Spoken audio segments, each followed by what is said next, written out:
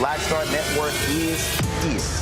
Oh, no punches! I'm real revolutionary right now. Support this man, Black Media. He makes sure that our stories are told. Thank you for being the voice of Black America, Roland. Stay black. I love y'all. all momentum we have now. We have to keep this going. The video looks phenomenal. See, there's a difference between Black Star Network and Black-owned media and something like CNN. You can't be Black-owned media and be scared. It's time to be smart. Bring your eyeballs home. You dig?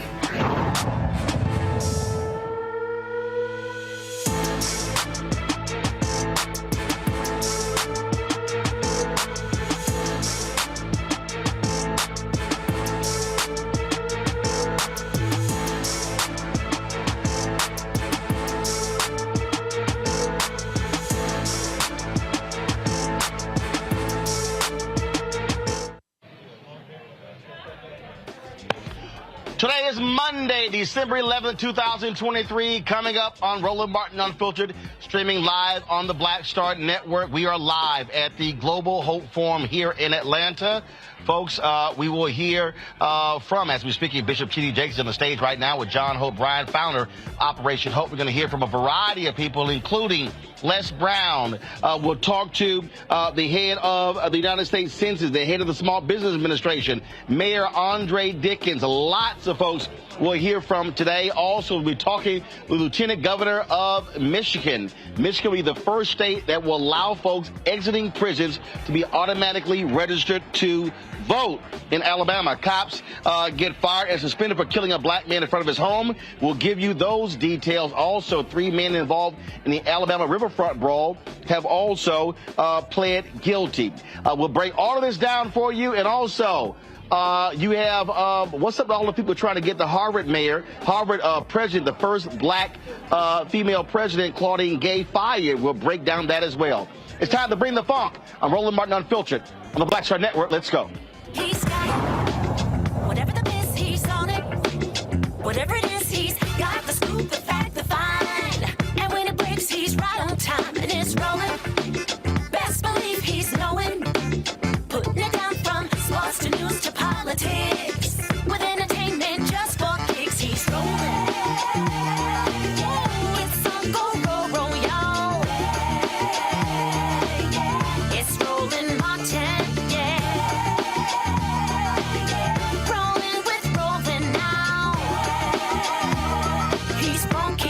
He's real, the best, you know he's rolling Montana.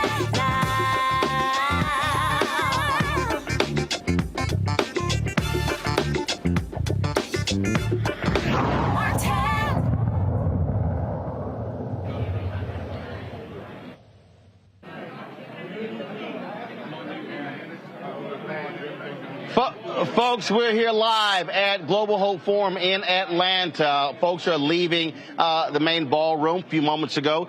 Bishop T.D. Jakes finished the conversation with Operation Hope founder John Hope Bryant. We will hear from Bishop T.D. Jakes on tomorrow's show. We've been live broadcasting since yesterday. This is an annual event that we actually do here in Atlanta. Lots of conversation here dealing with the issue of wealth creation, also eradicating poverty. Major speakers here, CEO of Truist Bank, UPS, as well as Delta Airlines, of so many different CEOs who are here. One of the largest economic conferences in the country, and certainly the largest as it relates to African Americans. We'll have more on the Global Hope Forum in just a bit. Right now, though, I want to talk about what's happening in Michigan, where Michigan is the first state that is going to allow folks leaving prison to be automatically registered to vote. This is a huge decision. A bill was signed into law by the governor of Michigan,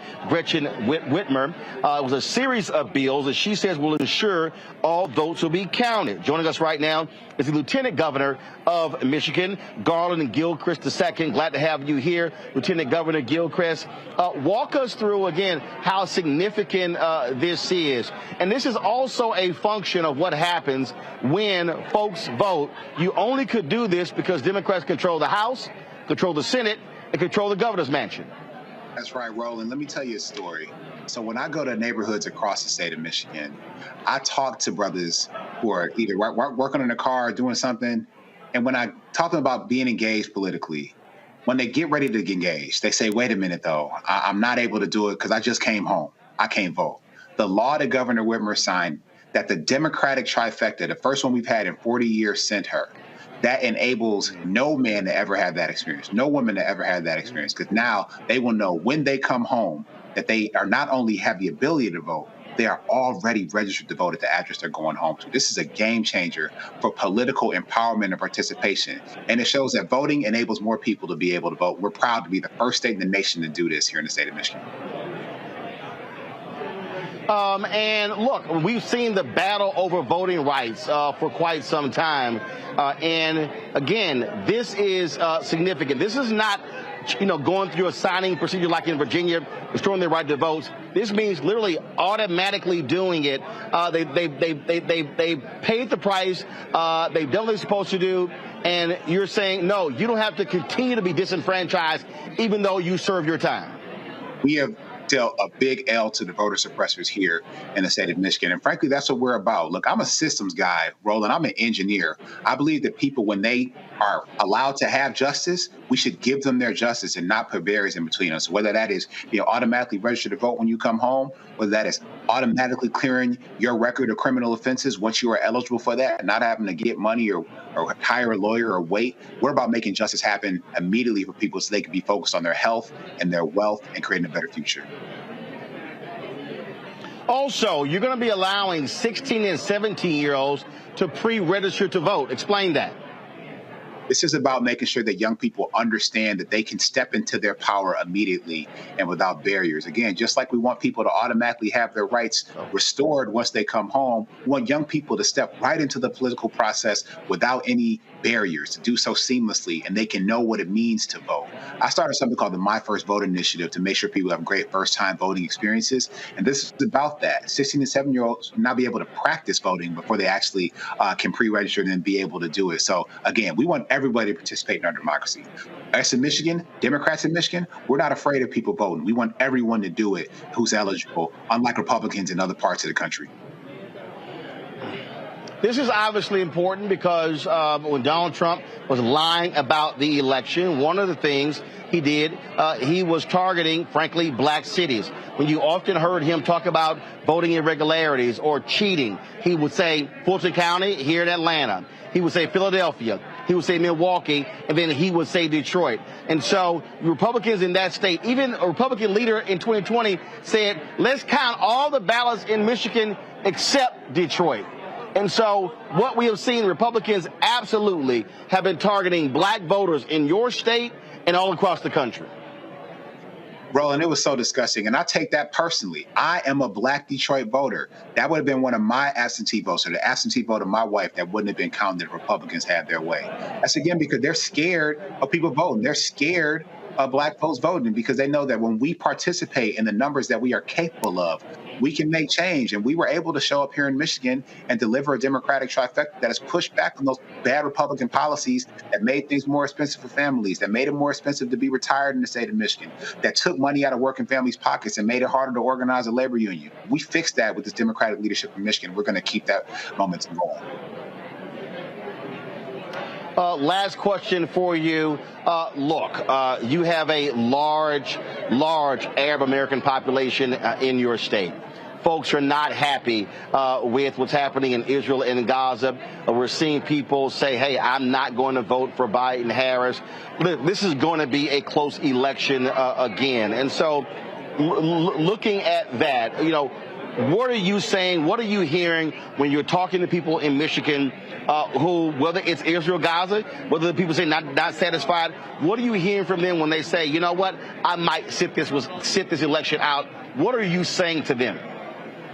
Well, look, I was in Dearborn, Michigan, the home to the largest Arab American population, largest Arab population outside of the Middle East this morning doing an event. It's important that we continue to have conversation and be engaged with people. What's happening in the Middle East is horrific. The things that Hamas did were horrific. The women and children that are dying in Gaza are horrific. And I just want people to recognize that being engaged in the political process is how we make things better, not by disengaging. So I don't want anybody to walk away from their power of voting.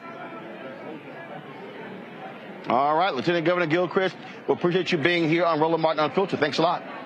Thank you. Always good to be with you. All right, folks, going to go to a break. We come back. I'll introduce my panel. We'll also talk with some folks here, including John Hope Bryant, the founder of Operation Hope, the brain behind this Global Hope Forum. We'll talk about exactly what this means. We'll also hear from a number of people who have spoken here today. We got a chance to sit down with several of them, including the head of the United States Census, head of the Small Business Administration, also Motivational Speaker Les Brown, plus the Mayor of Atlanta, Andre Dickens. Folks, this is Roland Martin Unfiltered on the Black Star Network, broadcasting live from the Global Hope Forum here in Atlanta. Back in a moment. I'm Deborah Owens, America's Wealth Coach. And on the next Get Wealthy, what do the ultra wealthy know that most of us don't? Well, the truth is that there is financial exclusion. And unfortunately, far too many Black folks haven't had access to this knowledge.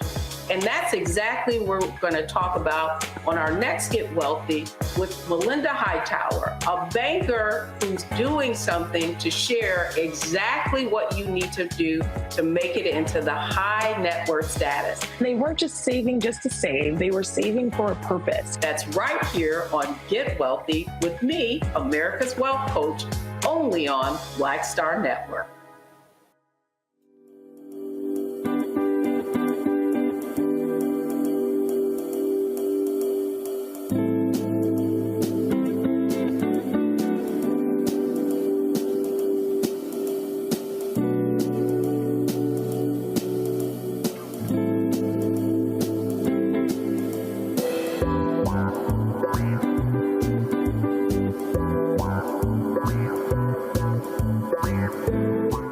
Barnes, and on the next frequency, Professor Janelle Hobson joins us to talk about hip-hop and its intersection with feminism and racial equality, plus her enlightening work with Ms. Magazine and how the great Harriet Tubman connects with women in hip-hop. So it was not hard for me to go from Harriet Tubman to hip-hop, honestly, because it is a legacy of Black women's resistance and Black women supporting our communities. That's what Harriet Tubman did. That's on the frequency on the Black Star Network.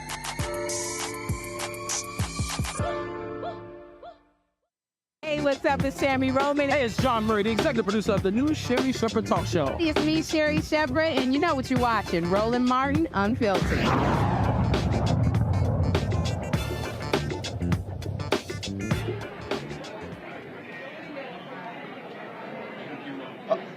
All right, folks, we're here at Global Hope Forum here in Atlanta.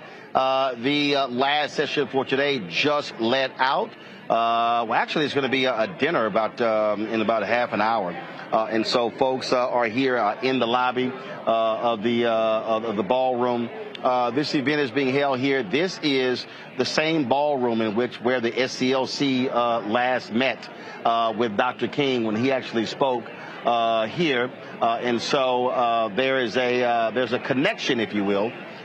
Between that and Ambassador Andrew Young is as he always is the co-chair of this conference, and so that's what is going on here. And so you see here the host of people who are here, but there are also thousands of people who've also registered online for the Global Hope Forum. In a moment, we hope to chat with John Hope Bryant, who is the founder of Operation Hope. So we hope to see him in a little bit. And so, but right now, I want to introduce my panel, Dr. Julian Malveaux, economist, president emerita at Bennett College, also an author out of Washington, D.C. Dr. Amakongo Dabinga, senior professorial lecturer, School of International Service, American University. Ron Walker, founder of Context Media out of Atlanta. I want to start with you, Julian. You heard Lieutenant Governor there, and to me, this is a perfect example of what you're supposed to do if you're Democrats and you get power. That is, you change the voting laws. They took control of the House, took control of the Senate, got a governor's mansion, and this is what you do. And so more states where Democrats take control, Maryland, and other places, Illinois, should be doing the exact same thing, expanding access to the ballot. Michigan really is doing a very good job. Gretchen Whitmer and Garlin, the two of them, dynamic duo. I heard him speak when he was here in Washington for a fundraiser, and I was left away fully impressed. Unfortunately, you don't see that same kind of activism. Are they scared? In other places, Maryland would be a notable example, right next door. So, but restoring felons, former felons, reform felons, their voting rights right after they leave. No hoops to jump through. No, nothing. You're now a citizen. You paid your debt to society. Vote. And it's really important that you mentioned the Orange Man and his targeting of areas that are heavily Black.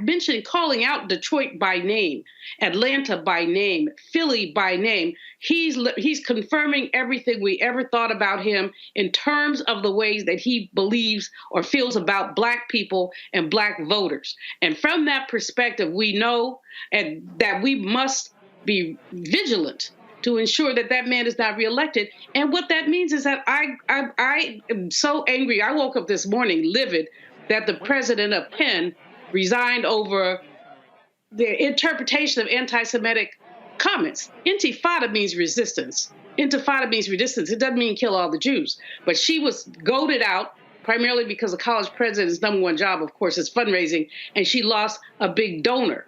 So I woke up like livid, and what made me even more livid is these young people who say they won't vote for Biden, but they'll vote for Trump. I mean, come on, y'all. Have you lost your whole minds? What do you think you're going to get from Trump? You don't get Biden doesn't get A+. But here's the deal. But it's real. But it's real. But I'm gonna come back to that. But I want to stay on again this point of how you properly use power, Amakongo. And again, what I need people to understand is that what Michigan is showing you is what happens when you have that power and you change the laws, because once you expand the voting rights, it's harder to turn the clock back. That's right. That's right. I mean, once you get access to something, you don't want to lose it. And what's beautiful about what they're doing is they're getting it on the front end and the back end. They're getting it with the older populations, people who are incarcerated coming out, and then starting to streamline the process for 16 to 17-year-olds. The nation needs to follow Michigan's lead. Biden needs to follow Michigan's lead. Roland, every poll that we're coming out with the last week, the next 2 weeks, Trump is gaining this, Trump is gaining that, Trump is gaining that. We're like a little bit under a year out, and people are already working to predict Biden's loss. Biden needs to, number one, get out there and continue to tout his record and what they have done in terms of infrastructure and other things, HBCUs and the like. But he also needs to talk about the fact that places like Michigan are leading the way to expand voting rights against a party that's working actively to contract them, particularly in our communities. And remind people that the Jack Smith case, I know you can't talk about it directly, but Trump is being charged under the KKK Act for trying to disrupt people's opportunities to vote. And so when we see what Michigan is doing, Joe Biden has to talk about, we need Democrats in power at every level right now. If people are going to talk about this is the most important election coming up, talk about why. Talk about why. And we know that Trump's base is not expanding. So what they are actually working to do is to shrink Biden's base. And so when people are coming out from prison and can be able to say that Democrats gave you that right to vote, and I know it's not going into effect until 2025, but the fact of the matter is I'm sure they're taking other steps to make sure that those who come out before 2024 are able to vote as well, hopefully. But this needs to happen. And you talk about Maryland and we talk about other states. To not do this is to waste your position. And we need all hands on deck right now. So kudos to Michigan for what they're doing there, for what they're doing on abortion, for what they're doing on many levels. And you talk about people within the Arab community there who might be going against Biden as well. They really got to think about the alternative, because someone coming into office like Trump is going to let Netanyahu run rampant over Gaza and work to kick them out of the United States. Where are you going to go? And that is when we talk about, again, when you have power, use it. For the longest, New York State, blue state, they had some of the most awful voting laws of any state in the union. And you're sitting here going, how in the hell are you a so-called blue state? Black voters matter. Although they've spent lots of time in the South, they actually led some protests in New York City over their voting laws. This is something that me and you have talked about on a regular basis, where you have power where Democratic states and Democratic machines in different states are able to get some serious gains. And then what happens is they don't really tout those gains. It's like it becomes a local story. It's a 2-day story, and then nothing happens. And I can't understand for the life of me why the Democratic establishment does not get behind actual active Democratic machines and say, this is what we're doing. This is what's been done. This is why you should get on board. And this is something that happens over and over and over again. If people are not aware of what you're doing, then it doesn't exist. This is just the bottom line. You have to be able to access media. You have to be able to craft a message to people who are not on board and say, this is what's going on and these are the dangers, but they refuse to do that. And if you don't capitalize on the good things that are being done, the opposition is absolutely going to capitalize on the things that they're doing that might be negatively affecting your voting base. I don't get it. Again, it is great that Michigan is doing what they are doing when it comes to this law, especially pre-registering 16 and 17-year-olds, and again, allowing people the moment they leave prison to be automatically registered to vote. Got to go to break. We come back. We'll chat with John Hope Bryan, founder of Operation Hope, about this year's Global Hope Forum. Their focus on optimism. That is their focus on optimism. That is the agenda that is being set. A lot of major speakers that are coming through here, and we're here from some of those folks who are on the stage today, including the head of the U.S. Census Bureau, the head of the Small Business Administration, talking about what the Biden-Harris administration has done to help black-owned businesses. We'll also hear from the mayor of Atlanta, talk about the importance of black power, having consecutive black mayors, what it has meant for Atlanta. But then also, Les Brown will talk about how do we reprogram the mind for greatness. Folks, you're watching Roland Martin Unfiltered here on the Black Star Network. Support us in what we do. Your dollars allow us to do what we do all across this country. And that is cover the stories that matter to you. So our goal is to get 20,000 of our fans on an annual basis, contributing on average about $50 each. That's $4.19 a month, 13 cents a day. Join our Bring the Funk fan club. We're about $220,000 short of our goal. So we need to raise that between now and the end of the year. So please send your check and money order to P.O. Box 57196, Washington, D.C. 20037-0196. Cash App, $RM Unfiltered. PayPal, R Martin Unfiltered. Venmo is RM Unfiltered. Zelle, Roland at RolandSMartin.com. Roland at RolandMartinUnfiltered.com. Be sure to get a copy of my book, White Fear, How the Browning of America is Making White Folks Lose Their Minds. Available at bookstores nationwide. Get the audio version on Audible. We'll be right back.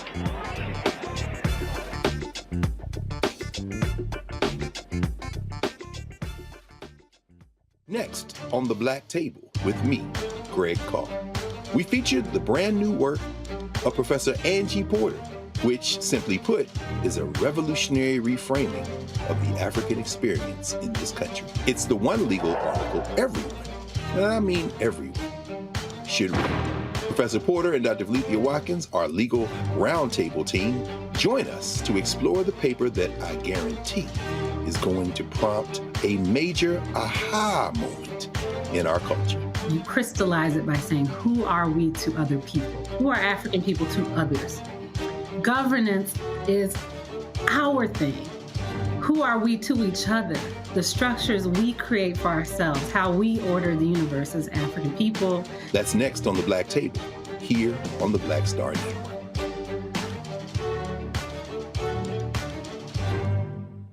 Grow your business or career with Grow with Google's wide range of online courses, digital training, and tools. Gain in-demand job skills with flexible online training programs designed to put you on the fast track to jobs in high-growth fields. No experience is necessary. Learn at your own pace. Complete the online certificate program on your own terms. Stand out to employers, get on a path to in-demand jobs, and connect with top employers who are currently hiring. Take one professional career certificate program or all 6. Earn a Google Career Certificate to prepare for a job in a high-growth field like data analytics, project management, UX design, cybersecurity, and more. All professional career certificate programs must be completed by December 31st, 2024. Scan the QR code to complete the application. There are 1,000 scholarships available. Grow with Google and J. Hood and Associates. Be job ready and qualify for in-demand jobs. what's up? Geek to the place to be. Got Kicked Out Your Mama's University, creator and executive producer of Fat Tuesdays, an air hip-hop comedy. But right now, I'm rolling with Roland Martin, unfiltered, uncut, unplugged, and undamn believable. You hear me?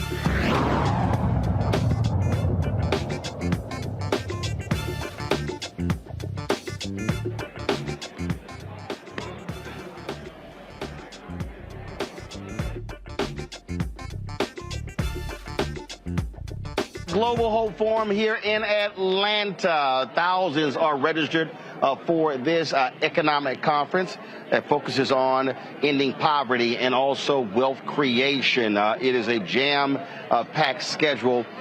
This year's theme is called Making the Case for Optimism.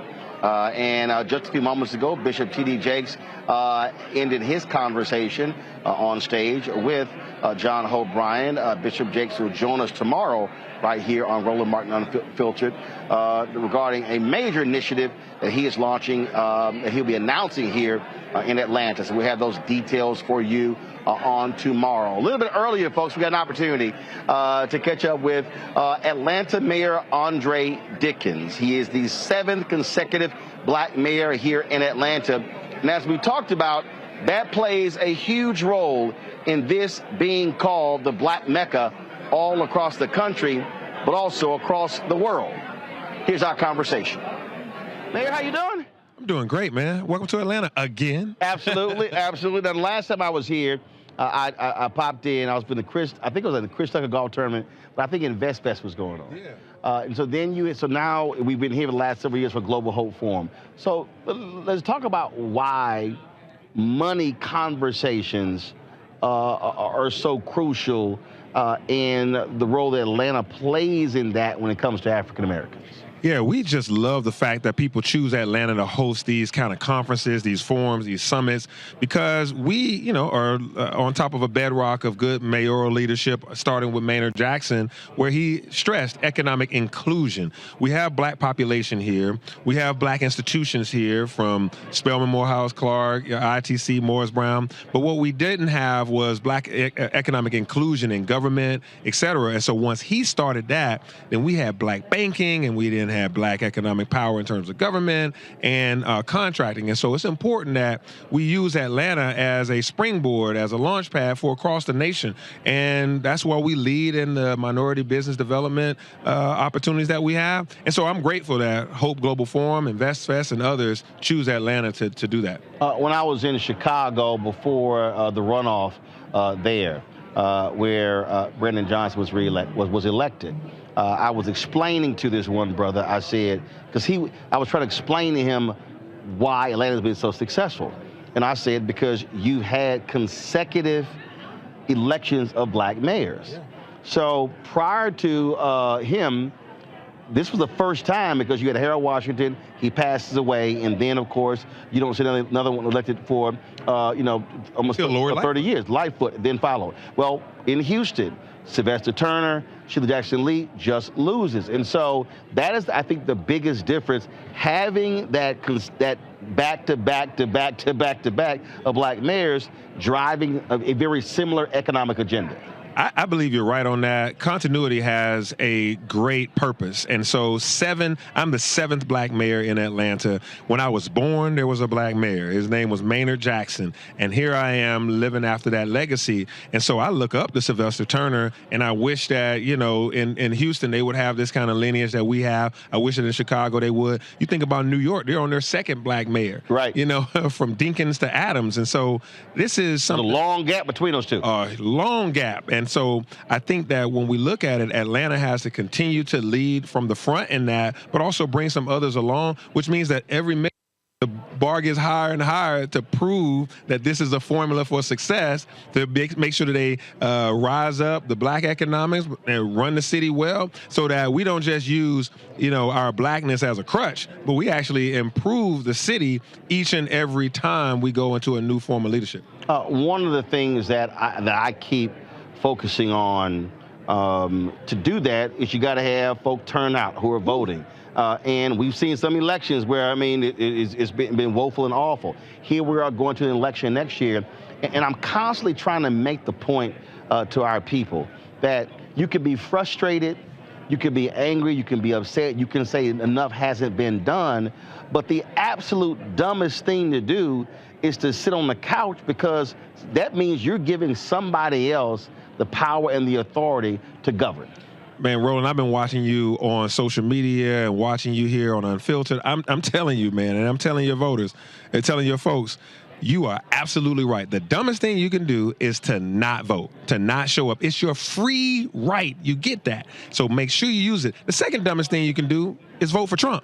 So I'm going to say it. Others might not be able to say it. So you can't not vote, and you can't vote for Trump. And so when people, which doesn't mean that you don't push Biden-Harris. Oh, we got to push Biden-Harris to do their thing. You don't judge Biden-Harris against the Almighty, though, against God. You judge them up against the competition, which is Trump and whoever he, begs, borrows, or convinces to go as a running mate. Hell, he might even do it on his own. That's how how crazy he is. No vice president. So I think that you judge Biden-Harris up against the alternative, which is, a dictatorship, and one that benefited greatly from Obama administration providing this economic upturn, that then Trump just, utilized that as a springboard to give away the things that were necessary at the time during COVID. But it was because of the economic power and strength of good leadership that Obama provided. And so people take it for granted. And I mean, I watch you, I see you, and you're out there fighting the good fight, man, trying to tell people, look, vote. It's important. And people get frustrated because of one issue or that issue. We got to hold them accountable on those one or two issues. It may even be 3 issues. But do not think for a second that if you give this ball back to Trump, that he will be more emboldened, more empowered, right? And the people that are underneath him, his minions, will make us, be penalized for it. Well, I had a huge argument, and I've literally said you got to do hand-to-hand combat even on social media. Yeah. And I had a brother who was telling me that it was performative, these 50 black federal judges, and I said, do you understand the power of a federal judge? I said, do you understand? I said, they can rule on any of these laws. Yeah. And so I think part of this is also, which I think the administration actually did a better job, they got to connect the dots to say, listen, judges are important, administrators are important, who controls the levers of power are important, because the things that you say you want can't get done if you're not in power. Right. If we care about our kids and our grandkids, we need to be thinking about judges, because they are lifetime appointees. And so what Biden-Harris did was really put in place a substantial number of African-American and, of course, the first black female to be appointed to the High Court or Supreme Court. To be able to do that, these are lifetime appointments. So when we love our families, we love our kids and our grandkids, it happens in the judicial system. And I'm applauding them for that. And we have to really, make our friends and our family members aware of what that means for them. You here in Georgia, and it was all this talk, black men were not going to vote for Stacey Abrams. When the data was then looked at, that was an absolute lie. Yeah. You're seeing these polling showing, 20% of black people for Trump. We saw what happened in the last election, and I'm seeing a lot of this conversation amongst these brothers. What I'm saying to them is, you can't only be saying, well, my pockets were full during Trump, without understanding how your pockets got full. That was a Democratic House that passed stimulus bills. Right. That was a Democratic House that passed the First Step Act. So this idea that Trump made all these things happen is crazy. But I keep saying, you might say, there's one thing I really like Trump, or I love the strength. I'm like, but it's a whole host of stuff over here that's going to be detrimental to you, your mama, and your daddy, and your brothers and sisters. And I'm like, but go ahead and F around. Y'all about to find out. Yeah. And I'm like, this thing is real. What they are planning to do, if he gets back in, right, and they control the House and the Senate, will be disastrous for our community. Absolutely. You can even just see how many copycats he's got. DeSantis is a carbon copy of the worst form of Donald Trump, and he's running against Donald Trump. And so you look at how many minions he's created across the country in those 4 years. Think about how empowered he would be in the Senate and in the House. And was it not for the Obama administration and that Democratic-led Congress, we wouldn't have been able to have the resources that we have now, or we had, to be able to, do all those incentives that we have. And let's not forget, these things like the reduction of insulin costs, that affects us. Yes. And Trump, a week ago or maybe 2 weeks ago, said that he was thinking about undoing some of the Medicaid expansion stuff that we have. Do you know how many people in Georgia, how many black people? Come on, how many black people need that Medicaid? And he would just take it away? So this is important stuff. And so, you know, you have to sometimes think about the absence of what you have. It can get worse. And so, you know, I talked to, Madam Vice President. Madam Vice President says, she's going to be on the campaign trail. She's going to make sure her voice is heard. We're going to be talking right to our communities. I talked to Mr. President. He said we're coming out hard to make sure that we get this vote back out. And so for us, we got to encourage people to stay in the game, keep their head in the game, and go out there and vote once again. And as I say, make demands, vote, but don't leave when the election is over. Then you got to press to make sure the things that you demanded actually happen. That's right. That's how it works. Hey, y'all do it to me every day up here in the city of Atlanta. I can't go to the grocery store without, hey, I hear it. That's how it is, though. Yep. In the mayoral seat, you talk to people.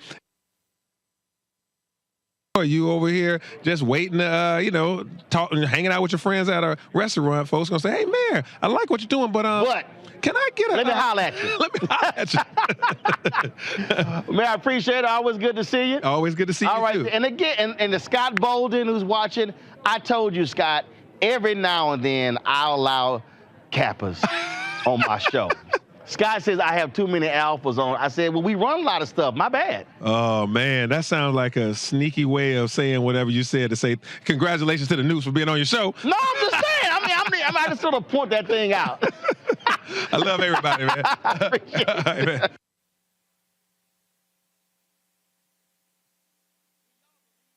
I'm about to go to a break. I'm about to come back and talk to another Kappa. You know what? I think this is a Lord Have Mercy week for me to have back-to-back Kappas on my show. That ain't never happened.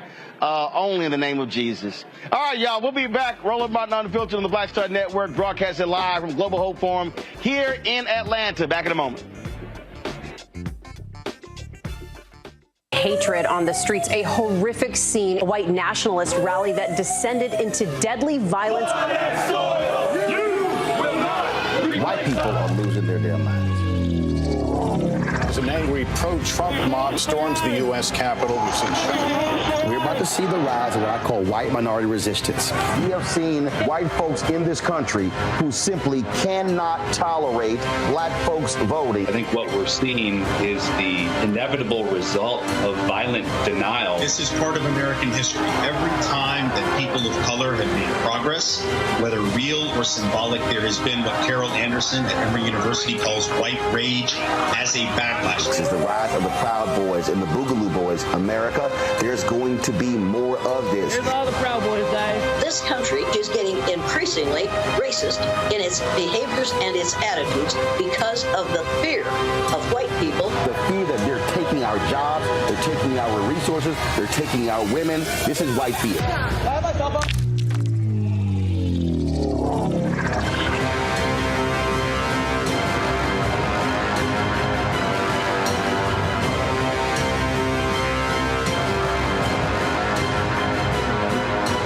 Hi, I'm Dr. Jackie Hood Martin, and I have a question for you. Ever feel as if your life is teetering and the weight and pressure of the world is consistently on your shoulders? Well, let me tell you, living a balanced life isn't easy. Join me each Tuesday on Black Star Network for A Balanced Life with Dr. Jackie. We'll laugh together, cry together, pull ourselves together, and cheer each other on. So join me for new shows each Tuesday on Black Star Network, A Balanced Life with Dr. Jackie.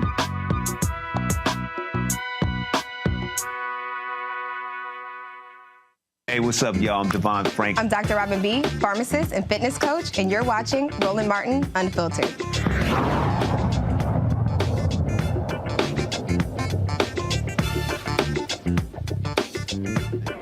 All right, come back from break. Bring it up.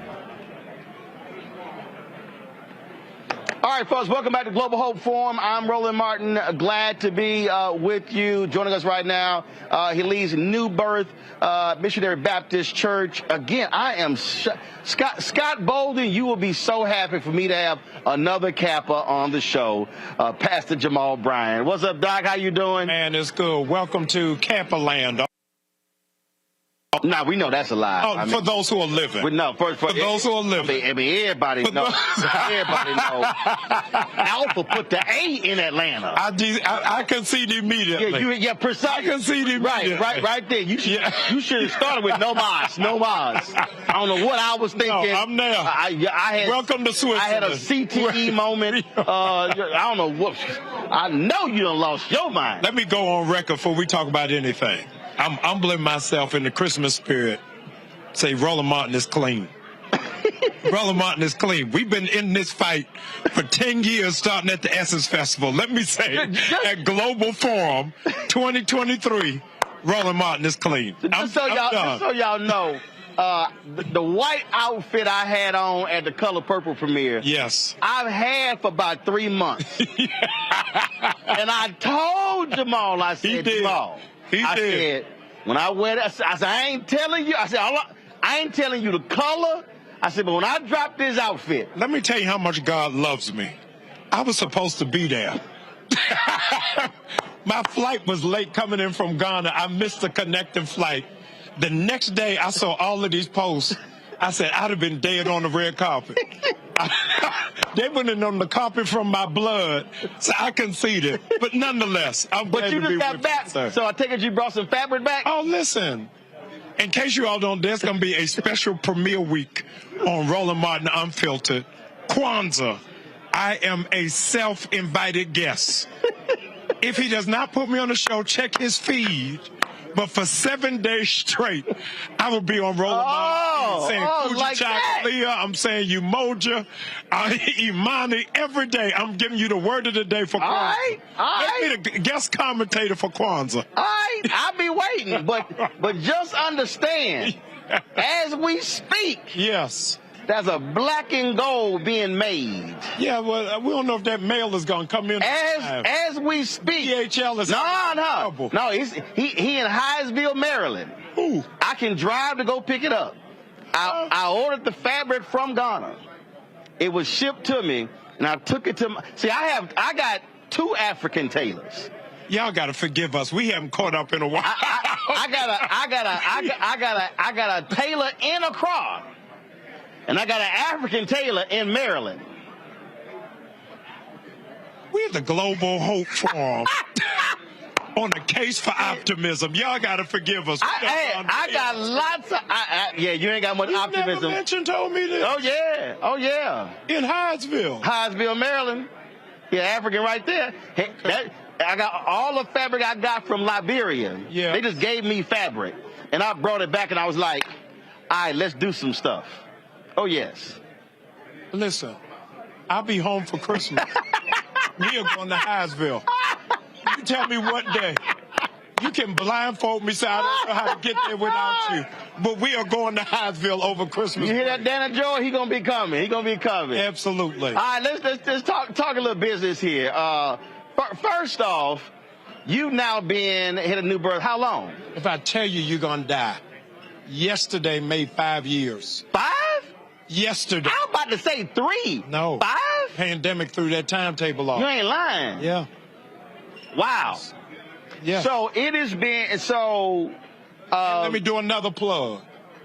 The very first interview I did to say I was moving to Atlanta was Roland Martin. Absolutely. Every critical moment, Roland Martin has been there. Subscribe, follow, share, donate to Roland Martin. Y'all been doing it. I was there for a book signing. I appreciate that with a great book signing.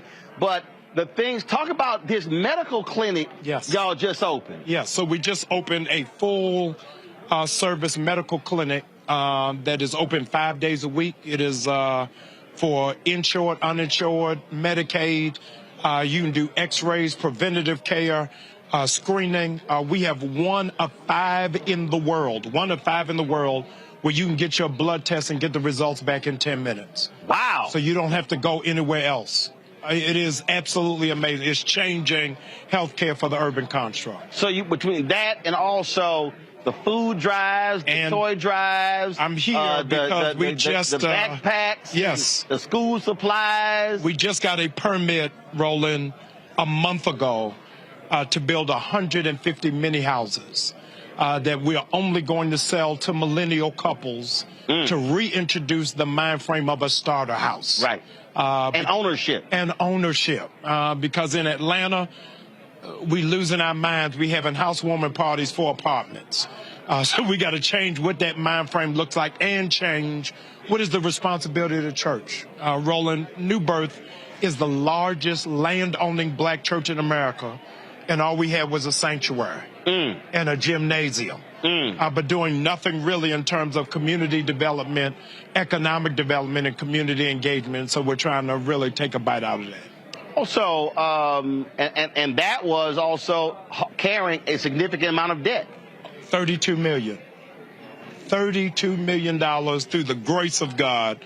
We're now down to 13. So we're trying to pay it off in the next 3 to 4 years. Do you believe that, you said 5 years? Yes. But I really believe, and I've said this in many places, and you and I even talked about it, that the pandemic, if there was a silver lining in the pandemic, yes, it actually forced black churches to have to catch up. Because I think you said normally they're 15 years behind. That's right. What is agonizing is that 3,165 black churches closed in the pandemic. Benjamin May said, if you don't run faster, you're going to be left behind.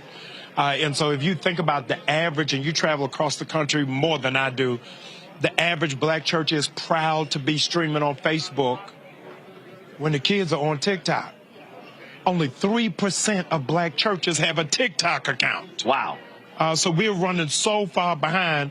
We left Facebook when our parents tried to friend us. So we went on the other side of the vehicle.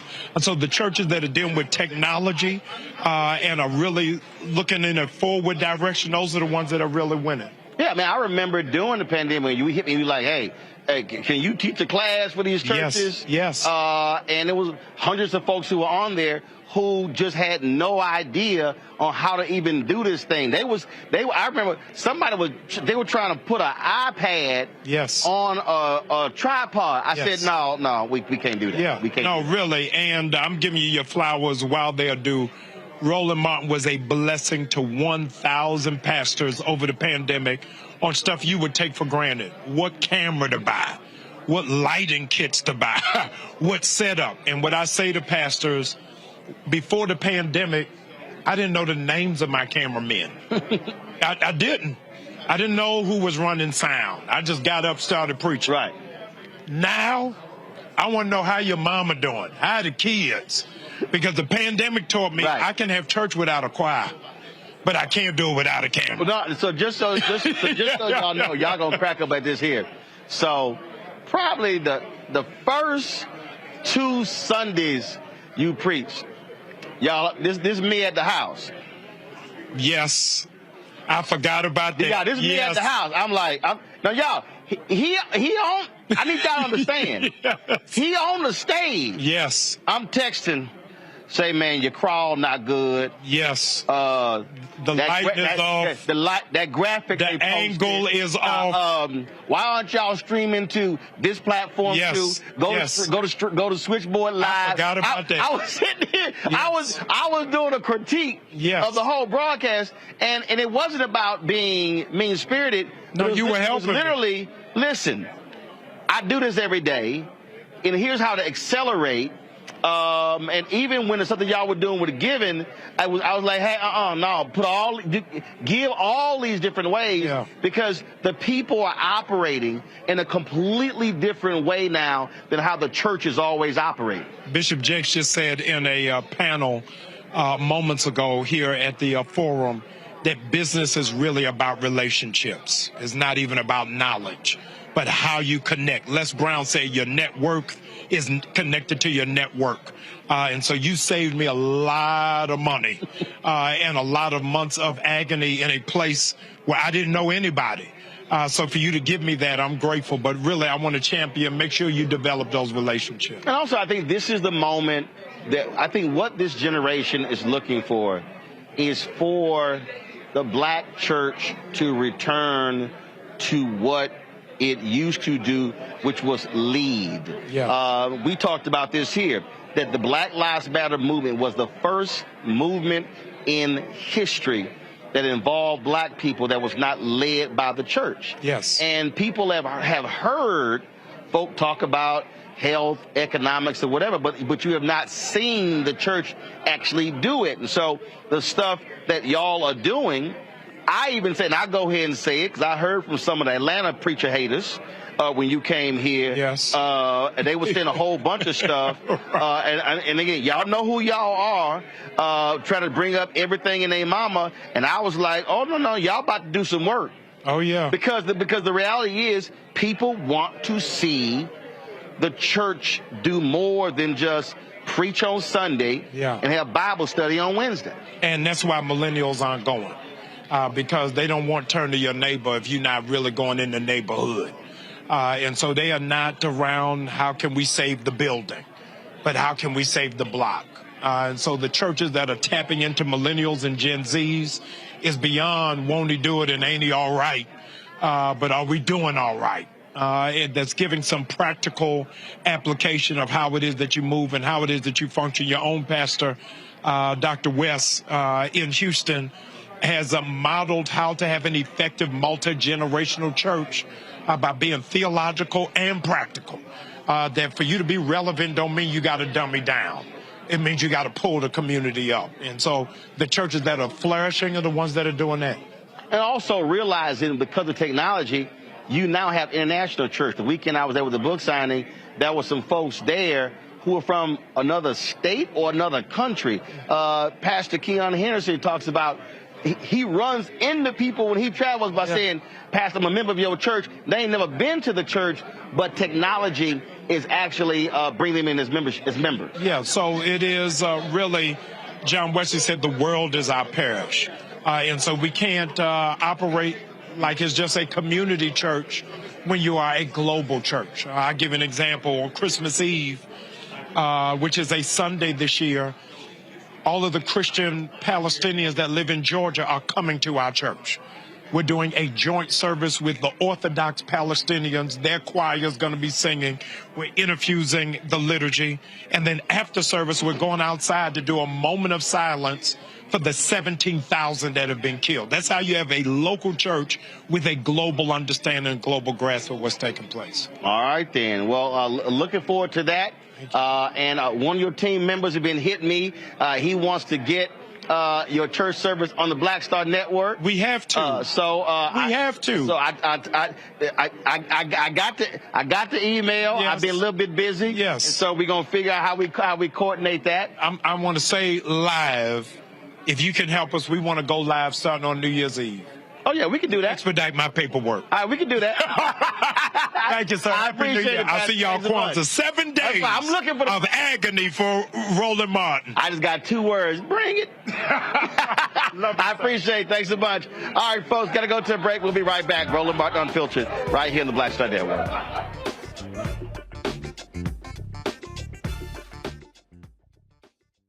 Blackness and what happens in black culture. We're about covering these things that matter to us, speaking to our issues and concerns. This is a genuine people-powered movement. There's a lot of stuff that we're not getting. You get it, and you spread the word. We wish to plead our own cause. Too long have others spoken for us. We cannot tell our own story if we can't pay for it. This is about covering us. Invest in black-owned media. Your dollars matter. We don't have to keep asking them to cover our stuff. So please support us in what we do, folks. We want to hit 2,000 people, $50 this month, raise $100,000. We're behind 100,000, so we want to hit that. Y'all money makes this possible. Checks and money orders go to P.O. Box 57196, Washington, D.C. 20037-0196. The Cash App is $RM Unfiltered. PayPal is R Martin Unfiltered. Venmo is RM Unfiltered. Zelle is Roland@RolandSMartin.com.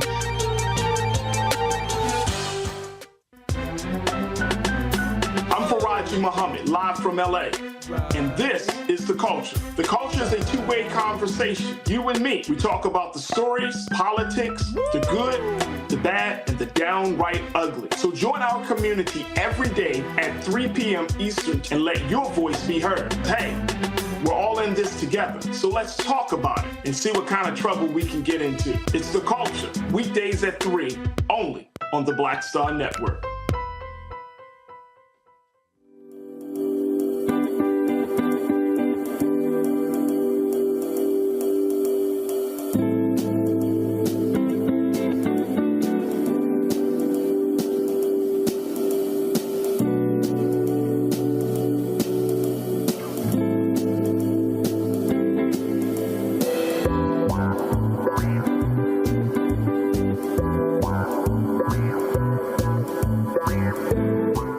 Hello, we're the Critter Fixers. I'm Dr. Bernard Hodges. And I'm Dr. Terrence Ferguson. And you're tuned in to Roland Martin Unfiltered.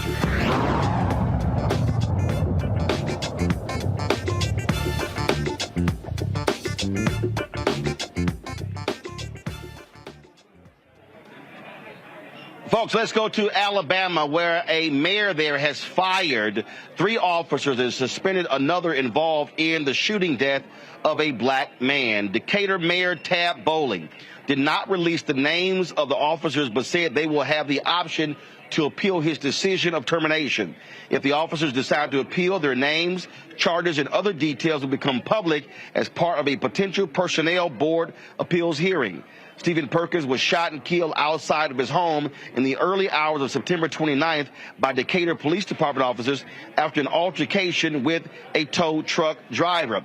This is an absolutely strange story, Amakongo, because in essence, these police officers were in cahoots with this tow truck driver, where they basically set a trap for this brother. They shot and killed him. Then we later found out that his car, and an error was made, and his car was not supposed to be repossessed, so he was defending his turf. And so if you look at the video, and we played it, these officers are literally hiding behind vehicles at 2 o'clock in the morning, setting a trap to ambush and shoot and kill this brother.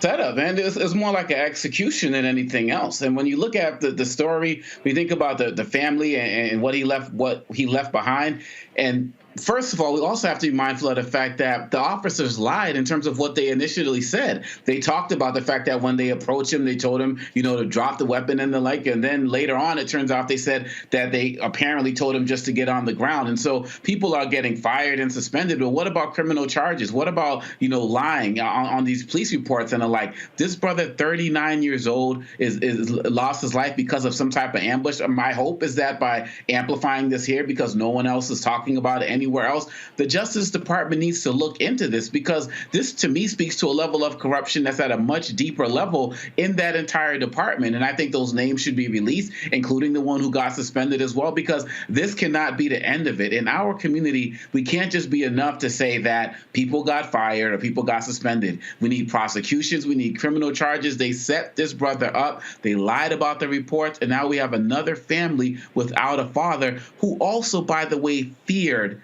that he was going to be killed by the police one day. That's what he feared, that so many of us feared, and it came to fruition under the most heinous of circumstances. A deeper investigation needs to be done on this. Ron, this story is beyond shameful. For the police to be in cahoots with a tow truck driver who was trying to repossess a vehicle. The driver claims he went there, the guy shot at him. He leaves, called the cops, brings the cops back, and they basically, the video shows, they are hiding behind vehicles across the street, waiting for the brother to come out of his home, and then they shoot and kill him. The video right here, Toron, this officer is, you see the tow truck driver come up. This officer is like they're waiting for something to happen. That's how crazy this story is. It's crazy, but unfortunately, because we live in this society, this is something that's not uncommon. Unfortunately, all too often, capital and business and law enforcement work hand in hand to serve each other and not serve the people. And also, this happened in the Deep South. Now, that's not to say anything about the Deep South, but there's a long history in the Deep South of black men suspiciously dying at the hands of police and nothing happening. We happen to live in a time now where we have all this technology and we have social media where you see the things that are playing out, but also just the fact that they were let go and just the fact that they were the city council and the mayor was able to get in front of this somewhat only because of this video getting out and saying that these officers are going to be somewhat, quote unquote, disciplined is a way to kind of cover themselves and say, see, we're doing something. But if you let something like that go out and then you let it go away, it becomes a one-day story or a two-day story, and then it goes out of the public mind. The activists in that city need to be more, I don't want to say they'd be more proactive, but they need to push this story on a national level so it doesn't get buried like things that happened to our brothers in the 40s and 50s and 60s. This is on a continuum. What? These things have always happened. These things have always taken place. But now we have the ability to be able to put these things in front of the wider world, but it's got to be consistent. It's 7 o'clock. No, if this were a simple impoundment, you're taking a car because whatever, there's a whole other way to do this. And if the brother came out and there was some words, they could come back. They could come back in the daytime. They did not have to ambush him. This is, white people can do whatever they want to, or police, whatever they want to black people with absolutely no consequences. And as Oma Congo says, here's another family now who's losing a father, another group of young people, children who are traumatized. I salute you, of course, we always do, for bringing these stories to light that don't see light too often. But it's not just on Roland Martin. As the other brother said, who lives in that town? What are you doing about it? Who elected these clowns on the city council? The mayor's doing the right thing, kind of. Why don't we know their names? It ain't secret. We know the name of the brother who was killed. We need to know the names of the people who killed him. This is just, again, apoplectically annoying at best. It's too much. And it happens, it's like the chink, chink, chink of the water coming out every single day or every single week. Roland, somebody has to take responsibility. You're right, DOJ has to be investigating this. But even more than this, all those police officers need to be tried for murder. That's what it was. They murdered this man, and with the tow truck driver, murder and conspiracy to commit murder. That's what this is. Absolutely. Now, let's also talk about another story out of Alabama. 3 people have pled guilty to their role in the Montgomery, Alabama Riverfront Brawl. Zachary Shipman and Alan Todd pled guilty to a lesser charge of harassment. They were initially charged with third-degree assault for their role in the fight. Shipman and Todd will have a 60-day suspended sentence with 12 months of court-supervised probation, pay court costs, 100 hours of community service, and an anger management program as part of their guilty plea. Reggie Bernard Ray, the man who used a folding chair as a weapon, pled guilty to disorderly conduct but managed to avoid jail time. He received a 90-day suspended jail sentence and has been ordered to perform 50 hours of community service and pay $357 in court costs. The charges against co-captain Damian Pickett have been dismissed. That tow run is certainly good news. There was no reason in the world for that brother, the co-captain, to be charged in this case when he was simply defending himself. Let's put a fund together to pay that brother's fine and get him on off of that. Good idea. That's my feeling about that particular situation. And I'm actually surprised that anything happened to the guys who instigated this fight. I mean, the way this was portrayed, it was going to be a situation where, thankfully, again, this is the power of media and this is the power of social media. If this would have been an isolated case, who knows what those brothers who defended themselves would have got charged with? You know what I mean? This is how things happen all the time. If things happen in the dark, you're able to take a situation and blow it up to be way worse than it might have been. But something that could have been a minor incident could have been a heavy misdemeanor or something like a felony. So I'm glad that brother got some semblance of justice. He shouldn't have got anything. He was defending himself. And I'm glad the rest of those guys are going to have to pay the price for instigating the fight. So I'm glad. I wish those guys had to spend some jail time. I mean, to just have a suspended sentence to me is insufficient. Nothing is preventing them from resting in their caucasity. They're probably sitting someplace bragging about what they did. They're getting a slap on the wrist. Look at that. He jumps this black man. He jumps him. He punches him. If a black man did that to a white man, he'd be serving time. So these white punks, because that's what they are, need to be, and look at that one. I mean, need to be serving time. They just piled up on this brother, and you can see all of them. So that only 3 of them pled guilty, and the little heifer in the blue. I mean, they all need to spend some jail time. If it's only a week, just to send a message, you just do not run around punching on people. So, yeah, they got suspended sentences. There's probably some plea bargain. I simply don't think it's enough. All right, folks. Hold tight 1 second. When we come back from this break, we'll chat with John Hope Bryant, the founder of Operation Hope, about this year's Global Hope Forum, what they hope to achieve as a result. You're watching Roland Martin Unfiltered here on the Black Star Network. Don't forget, if you're watching on YouTube, hit that like button, folks. Love for you to hit that. That impacts the algorithm, of course. We also want you to download the Black Star Network app. We're available on Apple phone, Android phone, Apple TV, Android TV, Roku, Amazon Fire TV, Xbox One, Samsung Smart TV.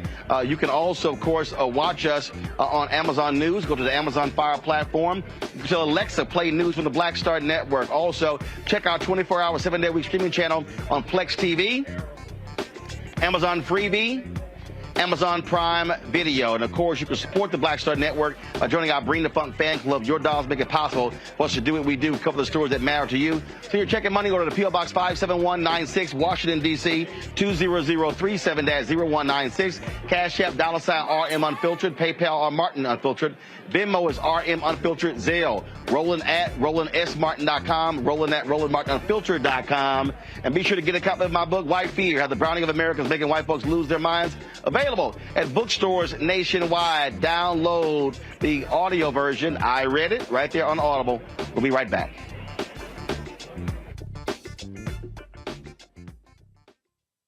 Grow your business or career with Grow with Google's wide range of online courses, digital training, and tools. Gain in-demand job skills with flexible online training programs designed to put you on the fast track to jobs in high-growth fields. No experience is necessary. Learn at your own pace. Complete the online certificate program on your own terms. Stand out to employers, get on a path to in-demand jobs, and connect with top employers who are currently hiring. Take one professional career certificate program or all 6. Earn a Google Career Certificate to prepare for a job in a high-growth field like data analytics, project management, UX design, cybersecurity, and more. All professional career certificate programs must be completed by December 31st, 2024. Scan the QR code to complete the application. There are 1,000 scholarships available. Grow with Google and J. Hood and Associates. Be job ready and qualify for in-demand jobs. I'm Deborah Owens, America's Wealth Coach, and on the next Get Wealthy, what do the ultra-wealthy know that most of us don't? Well, the truth is that there is financial exclusion, and unfortunately, far too many Black folks haven't had access to this knowledge, and that's exactly what we're going to talk about on our next Get Wealthy with Melinda Hightower, a banker who's doing something to share exactly what you need to do to make it into the high net worth status. They weren't just saving just to save, they were saving for a purpose. That's right here on Get Wealthy with me, America's Wealth Coach, only on Black Star Network. Hey, what's up, y'all? I'm Devon Franklin. It is always a pleasure to be in the house. You are watching Roland Martin Unfiltered. Stay right here.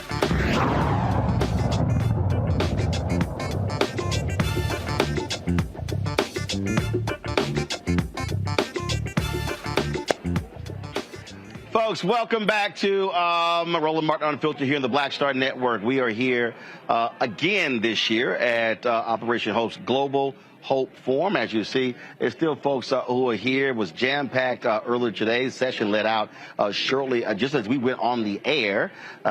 Bishop T.D. Jakes was on stage in a one-on-one conversation with John Hope Bryant. But it's not just people who are actually here physically. There are 1,000 people who are actually registered online who've been watching on our network, watching on their platform as well. And so joining us right now is the founder of Operation Hope, John Hope Bryant. John, what's happening? Honored to be with you, my man. Likewise. Thanks for being here, representing Black America. Well, you know, we try. We try. For the folks who don't know, all right, so what exactly is Global Hope Forum? It is an annual report card first and foremost, on us. Every nonprofit is owned by the public. People don't know this. People believe that people who found nonprofits sometimes believe that they own it. You don't. It is a public institution. It's literally like going public. So a corporation, as you know, will file with the SEC and issue public shares to go public on NASDAQ or on New York Stock Exchange. A nonprofit is a corporation that files a 501c3 tax-exempt status request to go public with the American public as the investor. And we've got $4 billion worth of capital that we've invested in these neighborhoods. We have a $50 million plus annual budget. We should be held accountable. Mm-hmm. What are you doing with the money? We have a 4-star Charity Navigator rating, which means that 87 cents of every dollar that comes in goes to help poor people change their life. So this all starts in 100% transparency rating, financial transparency rating on our money. And I think that the first thing we need to do, Roland, was to let the public decide whether we are a good steward of all these resources. Then it sort of evolved to, okay, now you got these partners showing up giving report outs. Well, this is a great opportunity for people I know and people I don't know to come in and meet some of these partners to build relationship capital. Because as you know, if you hang around 9 broke people, you'll be the 10th. So we got to stop having poor people talking to poor people and rich people talking to rich people. Let's have some consensual circles and have folks have billionaires next to multimillionaires, next to thousandaires, next to somebody trying to buy some air, and build relationship capital and cut some deals. That's what's happened. It's just sort of been happening organically, and it's grown from a few hundred people to a couple thousand to now we've maxed out the hotel. I'd like to not move, but we're at 5,300 people, and then, of course, countless online. And thanks to you and others, there'll be millions who watch it over a week online, probably 4 or 5 million people. Of course, it was 4 million last year, thanks to you. By the way, Roland is the only urban credentialed in-place media. We have CNBC, we've got iHeart, we have Bloomberg, we've got LinkedIn. I'm probably missing somebody, but Roland is the establishment. But guys told me, so one lady, she came over here joking, she said, I wanted this space, but everybody's like, no, you can't have that space. Right. They like, no, that's Roland's space. Right. She said she came over, she said, I need to see who this Roland dude is. So everybody told me I couldn't have that space. Right. And so we sort of grown a little bit, and the thing, the reason why, one, it's important, I think, what you just said, is that I've always had a problem with black-owned media operating, thinking second-class or inferior. That's right. And what always has it always bothered me when I would go to places and I would see mainstream media, then I would see black-owned media sort of with this woe is me, and my whole deal is like, no, damn that. That's right. My philosophy is always the same. If I go to a black event, we need to be sent right there Absolutely. With everybody else. Absolutely. Doing what we do, and that's just always been just the mindset that I've always had and believed in. And then when guests come sit here, they come, they're like, oh, no, it's well done. Like, your team is professional. Your equipment is first class. You own the equipment. Let me say that. You own your network. You own the masters. Roland is like Michael Jackson or Prince or your favorite recording artist that owns their masters. Every time he does a show, he owns the content. Somebody was doing a documentary on something, and they hit me up and said, hey, can we license that? That's right. Yes, you can. That's right. Here's the invoice. Yeah. So we feel a responsibility to walk our talk, and to have Roland here says more about us than him. He's walking his mission, but are we? And again, it's a public audit, so you cannot have all the mainstream media and not have the minority media here in a prominent place. Number 2, we're going to give Roland an award here this year. We're going to do awards next year for other media leaders. But we're going to give Roland the first media award tomorrow because he pioneered our involvement in social media. Now, all these other folks, I was just hit up by a producer from one of the networks, and they're always very helpful and they're very thoughtful, and I appreciate that. But Roland has gone beyond the Call of Duty. Roland will curse you out. In love. I remember, I think it was 2012. Roland, like, what are you doing? Get off Twitter and get on a video. Back then it was go on Facebook and do a video. Knock it off, John. What are you doing? And I pushed back. I had my 20,000 followers. Back then it was right 10,000 followers on Twitter. And I still have 31,000 whatever followers on Twitter. But I now have 3 million followers on the other platforms, the largest of any nonprofit leader in the country on empowerment. And more importantly, you have a couple 100 million, I'm sure now it's close to 250 million video views. That's all Roland. I mean, my team did it, but it only happened because Roland cursed me out and told me to upgrade my software. And no one else is going to do that. No one's going to care enough to call me out of the blue. Roland just calls you like 3 a.m. Like, you ain't got nothing else to do. Hey. Like, wait, you don't even ask if you're busy. He just starts talking. I know. Hey, listen. If the thought hits my mind, I'm gonna hit you right then. And if you sleep, fine. You'll read it in the morning. I appreciate it. That's fine. You know. And I had somebody. They were like, somebody else told me, like, why do I call and you don't even say, hey, how you doing? You just start talking. How your day going? I'm like, listen, let's just get to the point. Let's just get to the point. There's an end of this story. Can we please start there? You cannot have a low self-esteem and talk to Roland Martin. You just simply can't. He will crush you. Well, you know, the thing is, just so also y'all know, so John's always like, Roland, you should be charging people for this. And we just had Jamal Bryant.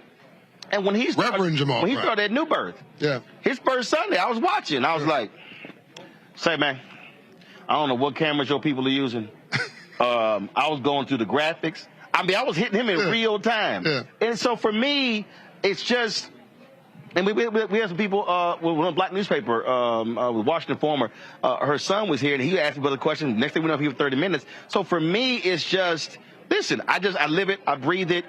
I give it, and you do what you do. No, now it's not me to curse him out. Look, everybody, everybody watching this. No, I'm the interview guest. I'm gonna say something. You can talk all day. Talking on stage, let me tell all you day. Yeah, I want you guys to write Roland. Put in the comments if you agree with what I'm saying. Roland Martin needs to do a standard curriculum and program, a master class on how to get in the video, how to vlog, how to blog. How to set up a network, how to create a show, how to do lighting, how to do camera angles, and you're happy to pay for it, aren't you? I mean, look, he needs to do a standard program, and if you pay for it, you can hold him accountable. By the way, because if he does it for free, he gets to hang up on you and not call you back. But he won't charge you much. But I really think that he's a passion for it. He's a bit of an underground geek. Like, he really loves all this technical stuff. Oh, no, I ain't underground. And he drives his team crazy. I ain't underground. I mean, I use the hashtag cool tech geek. Yeah. You know. But so I really think you should do it. You should turn it. I mean, past Bishop T.D. Jakes does a master class with reverends. He teaches them how to grow a ministry. And you should do a master class on how to grow, a social media, et cetera, media company. I think you do, it's extraordinary what you've done. And everybody who criticized you and said you shouldn't be doing it, well, they don't have a job right now. And most of them are trying to get Roland to hire them. Oh, no, they do call me on the fly. Hey, can I get about 30 minutes with you on that whole deal? Let's talk about it here. You talked about relationship capital. And you often say that relationship capital oftentimes is even more important than the financial capital. Explain that. Because anybody can take some money and lose it. I mean, look, we obsess too much about, I got that money, I got that bag, I get this cash, I'm gonna get this dollar. And so what? Velocity, money has velocity. And if you're stupid, money has a whole lot of velocity. And it'll go right out of your hands and right out of your pockets into somebody else. And by the way, people say, oh, I want to get rich. Rich don't mean nothing. Rich means you had a good contract. Rich means that you got we've seen the $100 million NBA contract, and he's working at Starbucks in 5 years because he was financially illiterate. He thought that he was going to have money for the rest of his life. He put all of his friends on jets, who ain't doing nothing, by the way, but spending his money. And the money left him, and his friends left him too. You build wealth in your sleep. You make money during the day, you build wealth in your sleep. It's called compounding. But relationship capital is different. Because when you have relationship capital, if you hang around 9 broke people, you hear me keep saying this, you'll end up, if you 9 broke people, you'll be the 10th. If you hang around 9 wealthy people, you don't have to be brilliant. You'll end up being the 10th. They'll take you with them. Roland, what is a country club membership? It's a relationship capital circle. What is a sorority or a fraternity? What is being a member of the Lynx? What is being a member of the Harvard Club or whatever it is? It's an opportunity to coalesce people with similar values, get to know them, and hopefully you also end up doing something meaningful together. They call you. You now have rapport. We over-index in our community transactions, short-termism, money, getting paid. These things will go, they're commodities, and they'll go like this. And they do go like this. 70% of all those who win the lottery, bankrupt in 5 years. 70% of those in the NFL, bankrupt in 5 years. 70% of those, this number is crazy, of those in the NBA, bankrupt after retirement, 5 years. Don't trust me, look at the numbers. It's actually worse than what I'm saying. I'm actually being kind. Because we overemphasize things that are not important. And we don't pay any attention to things that are absolutely transformational. I tell people here, don't come here, don't ask anybody for it. Don't beg. Don't get to know somebody. Right. Stop jamming your business card down somebody's throat. Stop thinking about what you have to get and figure out what you have to give. Get to know somebody. Meet them as a human being. Send them a note a note after this is over. Hey, nice to meet you. Build some warmth. Treat them as you'd want to be treated. Right. Then over time they'll say to you, because these are type A personalities. They're wired this way. They can't help it. At some point they'll say, so what are you doing? Right. What can I, and at some point, give them a chance. At some point, it may take 6 years. It'll probably take more than 6 months. What can I do to help you? I had, we were 18 months in. And it was tight. Yeah. It was very tight. Yeah. We started this one advertiser, $250,000. That helped us launch, and it got us through the first 3.5, 4 months. And I remember someone I know, this person said, why don't you call Tyler? Why don't you call Robert Smith? And I said, no. And the person goes, I don't understand. I said, that's a small ask. And this person could not understand why I would not reach out to African Americans I know with means. First of all, everybody else is wearing them out. Let's start there. I mean, I asked Quincy Jones, he was exhausted. Why don't you just cut off the public? He said, John, and just do with your friends. He said, it's my friends wearing me out. Everybody's calling Tyler. Everybody's calling Oprah. Everybody's calling TD Jakes. Right. People call. I just wait for it, Roland. Hey, John. La la la la la. Right. So, can you hit up? Yep. And by the way, the minute you do that, I've just put you in another category. You don't know it. Yep. I've just discounted you. Yep. And for the rest of your life, you're in a whole other category. You're just a taker. Yeah. People want to help, but they also want to feel like a human being. But see, for me, the help, I was trying to explain to this person, the help for me was the information that we shared. That's right. That for me was more, and this person could not just understand. I said, no, I'm going to figure out how to deal with this financial situation. That's right, which is short term. Precisely. My focus, and I literally said, no, I'm trying to build a long-term relationship. And the person... Win-win. Win-win relationship. I mentioned the issue that I was going through. Yeah. But in that person's mind, also wanted them to understand, I'm not asking you. That's right. And so what I've said to people, somebody remembers that 5, 10 years down the road. And that's how you change the dynamics when you talk about relationship building. Yeah. What we have got to do in the black community is change. We got to change everything. Our mindset is stop begging, step over mess, not in it. But what we need now is the James Brown version of affirmative action. Open the door, I'll get it myself. Have some dignity, some real inner pride. I don't mean the pride I don't mean this kind of boast. I mean just excellence.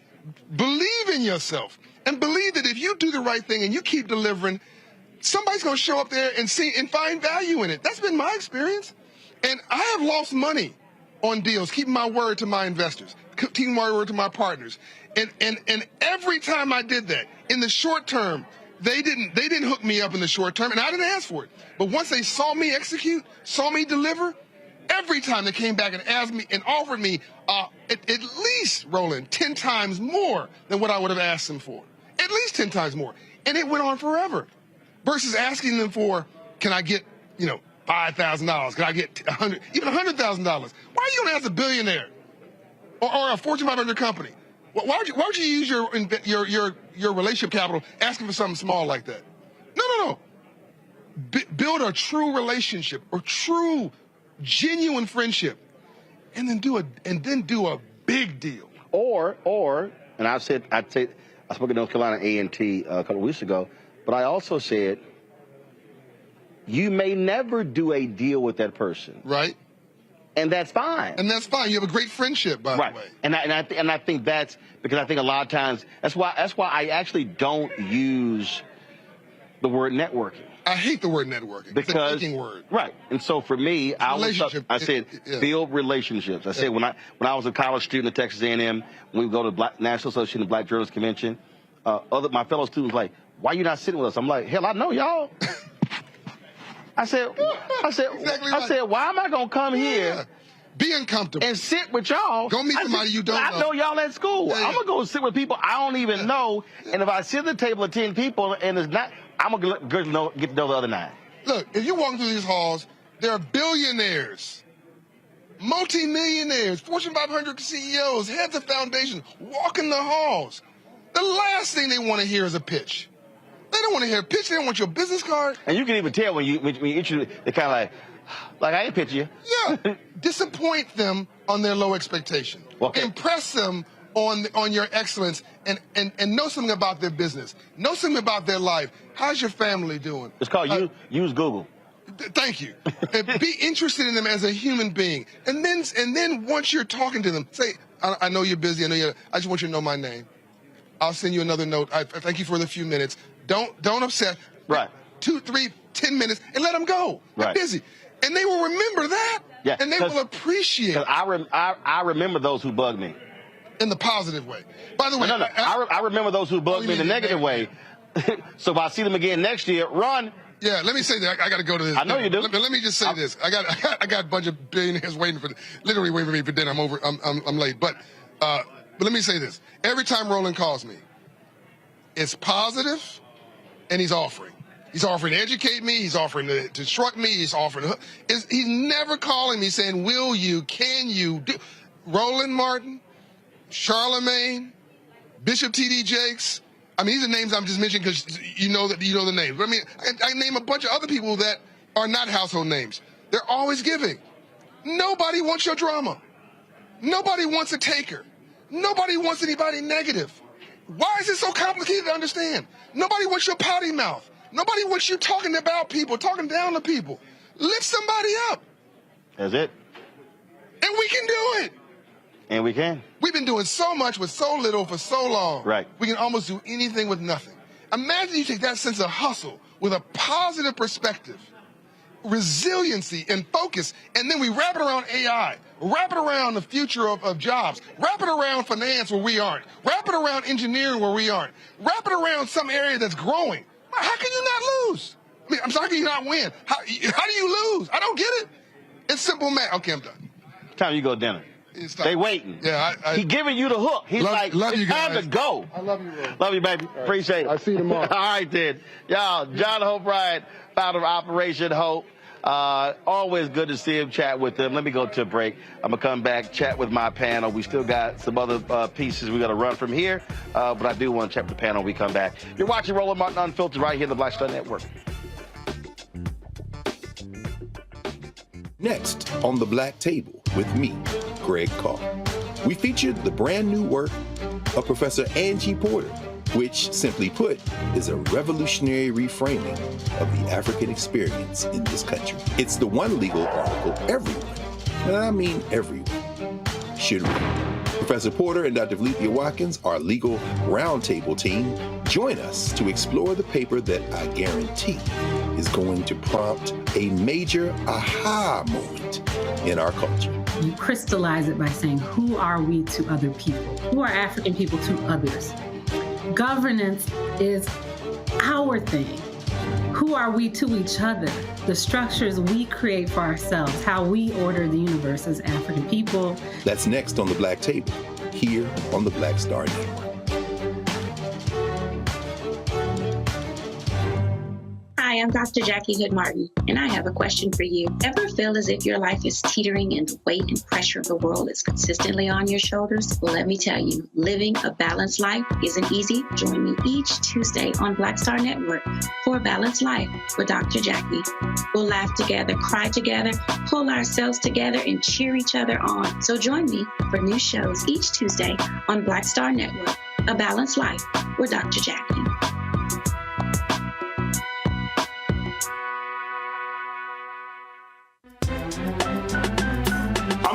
Muhammad, live from LA.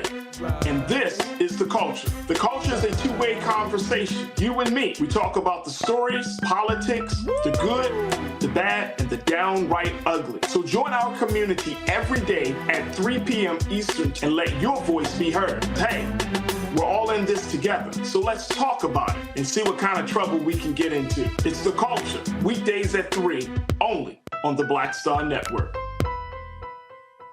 Bruce Smith, creator and executive producer of the Proud Family, Louder and Prouder, and you're watching Roland Martin Unfiltered.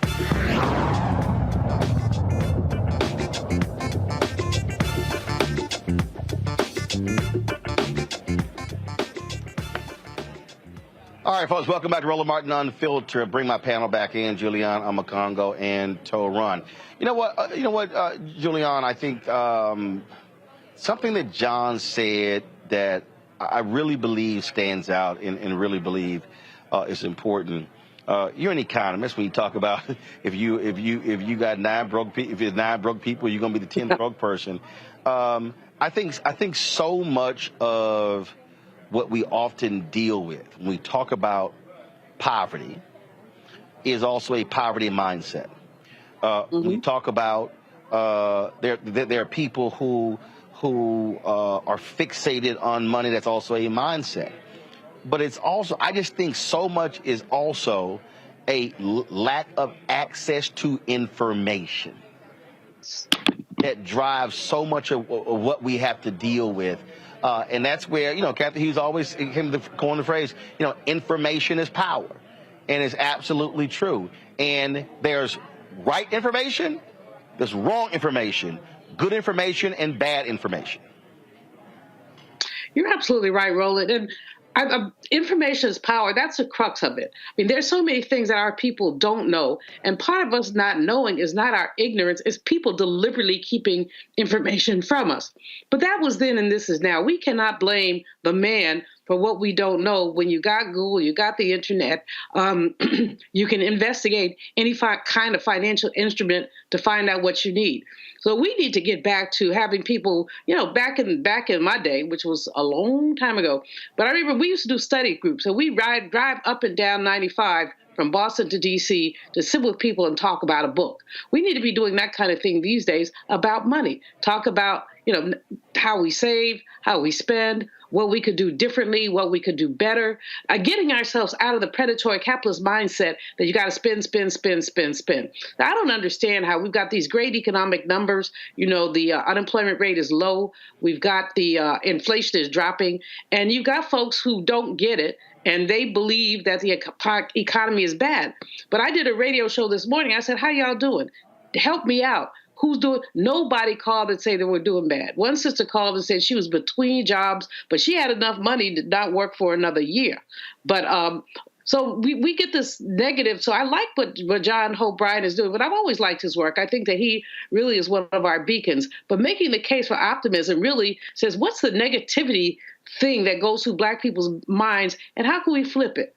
For every bad story, it actually is a good story. Even we talk about some of the horrible stuff that I'm researching around lynching. I mean, there are victories that come out of this. There are not a lot of victories, but there are victories. And so we have to lift up the victories. Betty Shabazz used to always say, find the good and praise it. And that's what we have to do, is look at what the good is. And when we do that, I think we're able to have better relationships, better conversations, do better sharing. I enjoyed your interview with John. It was a very, very good interview, and he basically shared, kind of why he's done. And I remember when he had a tiny little organization. Now look at it. He's really doing great, and he's to be congratulated for the work that he's doing, but also for the positivity that he embodies when he talks and when he's around people. The thing when we talk about, again, Omakongo, the information. I travel this country, and it is amazing to me when I give speeches or on panels, or I'm just talking to people just in the lobby on one-on-one, and it's like, oh my God, it's like you threw a light switch on. And but this to me is where I'm always saying to our people, watch what you read, watch what you listen to, watch what you watch who you listen to. What are you actually putting into your spirit, into your mind? And when I hear some stuff, I look at them and I go, oh, I know you have literally been feeding your mind some awful stuff. I mean, this is one of the reasons why I absolutely hate reality shows. There's a lot of stuff about that I hate the Zeus network. And the reason I hate it, and people are like, oh, hate's a strong word. No, I hate it because, and then people go, well, Rolling, man, it's just entertainment. Nope. The thing is, Tim Reed and I were talking when I was at St. Croix last week, and when someone told him, he said, it's television. Are you telling a vision? Then he said, Bill Paley asked him, when he met with him, Bill Paley said, what propaganda are you disseminating? And Tim said it hit him, because he was discussing Frank's Place. He said, this man views shows as propaganda. And propaganda can be good and propaganda can be bad. And that, to me, I just think that when we have these conversations and we're talking about how, man, Black folks, how we doing with this and how we're doing with that, we suffer not from a deficit of vitamin D, not a deficit of vitamin C. We literally suffer a deficit of good quality information. Yes. Absolutely, and that's why this network is so important. You know, I was trained by Les Brown in my motivational speaking, so I'm so happy he's going to be on later. And one of the things that he talks about is like when he goes into the barbershops and stuff, he can hear people complaining about the game or about this or about that, but never doing any type of conversations about their dreams or talking about things they want to do and build together and the like. And so we get caught up in the rigmarole of what's going on every single day in terms of what's right in front of us or the latest sporting events, but in terms of actually talking about our information and our dreams and actually putting ourselves in positions and spaces where we can actually get that information, so many of us are lacking there, and we really have no excuse. And so in two segments that you just had, Reverend Brian and Brother Hope, you know, as well, we have these situations where they're talking about how you roll and help them expand their information. And he talks about how he has thousands of hours now out there that people can see. So now the information is out there because it's been added to TikTok, it's been added to YouTube, it's been added to Instagram, it's getting added to the Black Star Network. Now we have to drive our people towards it. One of the things that you said that was very interesting with the interview with Reverend Brian was that this whole thing about our movements, the Black Lives Matter movement, not being led by the Black church. And that was very impactful for me, because what I'm seeing now is, because with that conference right now, there's an opportunity for us to re-engage not only the Black church, not only the political movements, not only, but also with the youth, so that we can actually start to wield our economic and our political might once again, but in ways that we've never done it before. But if we're not going to receive the information that's being put out there, then it's going to be useless. We have so much opportunities at Money, so many opportunities to build our communities. But if we're just going to, again, like you said, Roland, everything is propaganda, what are we taking in? You know, with my children, 17, 15, and 9 years old, I'm having money conversations with them, conversations I didn't have. So I have to learn things so I can better pass it on to them. We have to be actively engaged in this. Otherwise, we are going to continue to be slaves to Visa and MasterCard as we continue to put ourselves in more debts in our community and not take advantage of what we should be. And so I'm just very happy that not only this conference is happening, but you're also helping them expand their message to bigger and wider communities. I dare say, to run, it also means knowing what voices to ignore. Over the weekend, a woman sent me an email, and she was really upset. And she said, Roland, man, these people on YouTube, she mentioned some dude, I don't know, Philip Scott, I don't know who the hell he is. And she's mentioning these people. Man, he's always dogging you. I said, baby, let me explain something to you. I said, if he walked through that door right now, I wouldn't know who the hell he is. I said, I pay him no mind. I pay him no attention. It's a whole bunch of other people I hear yapping them, smacking their gums on YouTube or on podcasts. I literally pay them no mind. I don't care what they have to say. Again, what I'm not going to do is waste valuable, finite time on irrelevant people who are members of hashtag Never Will Be's Club. I'm not wasting any time. And I think Sil McCongo, like, I'm about to use that one, hashtag Never Will Be. Yes, indeed. That's right. And again, I think what happens is, I think when you get caught up in somebody else's mess, what it does is you now looking over here, you've now taken yourself and distracted yourself from where you're supposed to be going. And that's all I'm just saying to people. If we are going to change what is happening in our communities, what is happening in our organizations, it is going to require us, I keep saying it, to have a reprogramming of our minds, but also to fixate on feeding good quality information to our people in order for us to thrive. Your final comment. You know, there's a saying, if you consume garbage for an extended amount of time, eventually you're going to get so used to the taste of garbage that you're going to start liking it and you're going to start craving it. So if you give somebody something that's going to be beneficial to them, they're going to reject it a lot of the time. Now, tying that into your point, a lot of times what happens is people who have brilliant ideas, people who are geniuses may not have access to information that's going to really benefit them, or they may not have access to people who can really help them get an idea off the ground. So if that happens, what happens is the people who are negative and the people who are hateful are going to keep feeding these people the same loop and the same negativity, and nothing moves in their lives.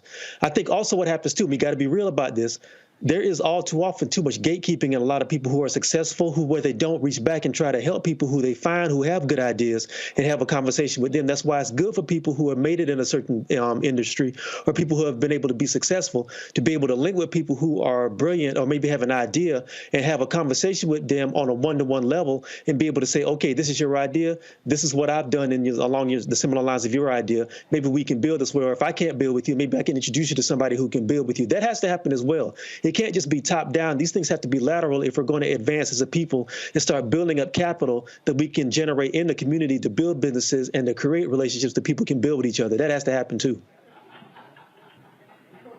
Absolutely. All right, folks, I appreciate y'all being on today's panel. Thanks a bunch, Torun, Julian Amakongo as well. Going to a short break. When we come back, Les Brown will share with us his thoughts on how to become an effective speaker, but also how to live the life that you've always desired to live.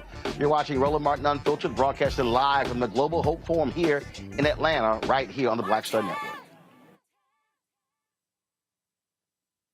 When you talk about blackness and what happens in black culture, we're about covering these things that matter to us, speaking to our issues and concerns. This is a genuine people-powered movement. There's a lot of stuff that we're not getting. You get it, and you spread the word. We wish to plead our own cause. Too long have others spoken for us. We cannot tell our own story if we can't pay for it. This is about covering us. Invest in black-owned media. Your dollars matter. We don't have to keep asking them to cover our stuff. So please support us in what we do, folks. We want to hit 2,000 people, $50 this month, raise $100,000. We're behind 100,000, so we want to hit that. Y'all money makes this possible. Checks and money orders go to P.O. Box 57196, Washington, D.C. 20037-0196. The Cash App is $RM Unfiltered. PayPal is R Martin Unfiltered. Venmo is RM Unfiltered. Zelle is Roland at RolandSMartin.com.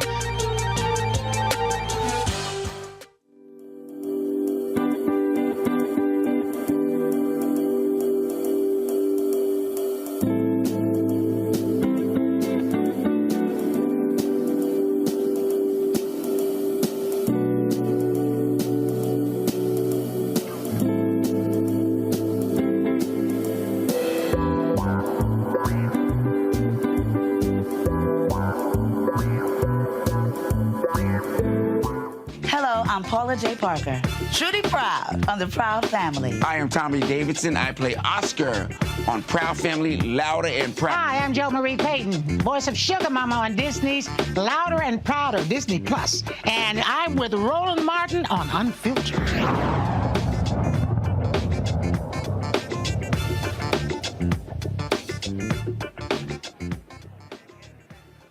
He's one of the most sought-after speakers all across the world. Earlier today, Les Brown was here. He wasn't actually on the program. He just simply wanted to come and spend some time and hang out with John Hope Bryan here at Global Hope Forum. And so we had a chance to catch up with Les Brown, 78 years young. Fantastic conversation about how to not only become an effective speaker, but how to really reach and touch people and get people to understand and live out their best life. Here he is, my conversation with the great Les Brown. Man, I'm cancer-free, I'm debt-free, and I'm drama-free. See, there you go right there. That's all important. I want to start with the debt-free part because same thing. You know, we started this show, built it. We've been profitable since our 15th month. Don't owe nobody. Got no debt. And I tell people all the time, debt, I call debt invisible shackles. Mm-hmm. It prevents people from being able to make different moves because every decision is predicated on who they owe. Without any question, but there's something that you are the prototype for, that we make decisions and our decisions make us. You made a decision that you're going to take charge of your destiny, and as a result of that decision, here we are. And so when people begin to give up their power to someone else as opposed to doing what it is that you decided to do, said, look here, I'm going to create my future. It's going to be bright because I'm in charge of it. That's what life is about, where we are now. Also, I think for me, it is a decision that's based upon two things, freedom and flexibility. Yes. That is the freedom to say, if I want to broadcast some Global Hope Forum, yes, I ain't got to ask nobody. Right, absolutely. And then we're going to stay there, 2-3 days. We can stay in Atlanta for the whole week. And a lot of people, and again, I don't regret, I fought for black people to be on mainstream television. Yes. But a lot of brothers and sisters who work in those places still have to ask somebody else for permission. Well, but here's something else that you left out of the equation, the skill set. We're one skill set from a different reality. You developed the skill that allowed you to say, this is what I see, this is what I want, and I'm going to be about the business of creating it. Most people have not put in the work that you've put in to develop the skill set so that they can be able to call their own shots. Well, it's the same as what you do. I mean, I get people all the time, they say, oh, I want to be a speaker, and I'm going, do you really understand what that means?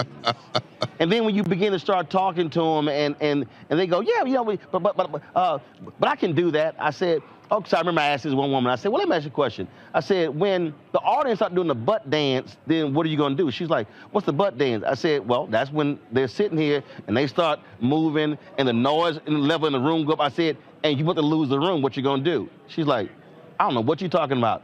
I said, baby, you can't be a good speaker if you don't understand how to feel and read that room. Yeah, you got to be able to manage the chaos. I was giving a speech once, and a guy came and stood right in front of the podium, and he was saying, yes, right on. I'm feeling you, brother. And I'm thinking, will the sponsors come and ask this guy to go sit down? And they did not. And so I had to play off him. I said, nah, brother, I'm glad of your buy-in. I said, you're hungry for this message up in here. He thought he was at church. Yes, indeed. I gave him a high five and everything, and people thought it was a part of the presentation. So you've got to be willing to be in the frame of mind to expect the unexpected and handle it. When did you know this is my destiny? When did you know? When I spoke in the Georgia Dome, because I was so terrified of speaking before 80,000 people. People can go online now and see Les Brown speaking in the Georgia Dome. I couldn't hear the voices, and my mentor, Mike Williams, he wrote the book called The Road to Your Best Stuff 2.0. I wrote the foreword for it. He said, Brownie, you got this. And one of the things that I teach people, sometimes you need somebody in your life that will believe in you until your belief kicks in. And when I looked in his eyes, I saw him seeing me doing it, and I believed in his belief in me until I got on that stage with that microphone, and I kept that in my mind to be able to command an audience of 80,000 people. I think that one thing that's interesting to me when we talk about speaking is that you literally in that 10, 15, 20, 30, 45 minutes, an hour, you literally can change somebody's life. Like you could be they are sitting there and it's, oh my God. And from that point on, you could change that person's life. Without any question, but there's something that you do. You provide information, but the other thing that most speakers missed out on is that if information could change people, everybody would be skinny, rich, and happy. The way that you deliver the information, it gets people to live out of their imagination as opposed to their history. You create an experience. Oliver Wendell Holmes said that once a man or woman's mind has been expanded with an idea, concept, or experience, it can never be satisfied to going back to where it was. So every time you speak, what you do is ignite within people the courage to have a larger vision of themselves beyond their circumstances, their mental conditioning, and you allow them to begin to see themselves differently. And that point right there, I think you said vision, but also being able to expand it, because I think we've been, for African Americans in particular, we've been conditioned, if you will, and I'm not speaking just in terms of white supremacy, but even ourselves to be like, sort of like this. Baby, get you a good job, work that job, don't lose it, as opposed to being able to take risks, as opposed to being able to say, wait a minute, there's more for me than just being a lawyer, a doctor, an engineer, sort of those typical deals. But somebody has to help, I believe, turn that switch on and speak it in a way, a relevant way that causes the person to go, oh, dang, I had no idea. Yes. Well, you know, Dr. Carter G. Woodson said, in alignment with what you're talking about, he said, if you can determine what a man shall think, you never have to concern yourself with what he will do. He said, if you can make a man feel inferior, you never have to compel him to seek an inferior status, for he will seek it himself. And if you can make a man feel justly an outcast, you never have to order him to go to the back door. He'll go without being told. And if there's no door, his very nature will demand one. So when you speak, and every time people watch your program, what you do is you distract, dispute, and inspire. How people live their lives is a result of the story they believe about themselves. So your content and your delivery distract people from their current story of mental conditioning, and through them watching and taking in what you say, they are now in an experience that dismantles their current belief system and inspire them to make some new choices at the end of your program. Now, there are a lot of people, and I guarantee you've had this experience. I sort of like when people say, man, that was an amazing sermon. And then you say, well, what did he talk about? Man, I'm just saying, man, that sermon was something. I said, oh, you probably reacting to the hoop part of the sermon. You can't tell me what the scripture was, what the 3 points was. Right. And so a lot of people respond to the emotion of speaking, when for me, I'm saying, no. What was the substance of what somebody said? Absolutely. And talk about that. That's the power of stories. If you give information, we forget 95% of what we hear the next day. Information impacts the brain. But if you do a heart-centered story, stories touch the heart. Where your heart is, there your treasure is also. So what made me stand out as a speaker when I came in and I looked at speaking and developing the level of credibility to speak for AT&T, Procter & Gamble, McDonald's Corporation, General Electric, IBM, I use stories strategically to distract, dispute, and inspire, to impact their bottom line, to give them a larger vision of themselves. Stories with information. Without any question. Because, see, the flip side is when it's all stories. I mean, I'm not going to name the person, but they had gone through, and this is nothing against Zig Ziglar, but they had gone through that whole course. And I'm sitting there, and I'm listening to the speech, and people like, oh, my God, this is amazing. And I'm sitting there like, and they're going looking at me, they're going, Roland, what's wrong? I'm like, she ain't said nothing. Mm-hmm. I mean, and so it was catchphrases, it was, and the person's like, well, what do you mean? I said, because I like in church, I take notes. Yes. If I have 2 lines written and 1 line is the date and the name of the speaker and that's about it, you ain't said nothing. Right. And so I think that's also the mistake. There are a lot of people, that's all they tell us stories, but they leaving information out. What you're talking about is you got to meld the 2 together for the person to understand. Yes, because you're orchestrating an experience, but giving people things that they can sink their teeth into, that they can now leave there and use the tools and things that you've used to get through the Red Seas in your life to get to the other side. We're living in a time, it's a golden age, because we have available to us information that allows us to upgrade our knowledge and our skills and create a new future for ourselves.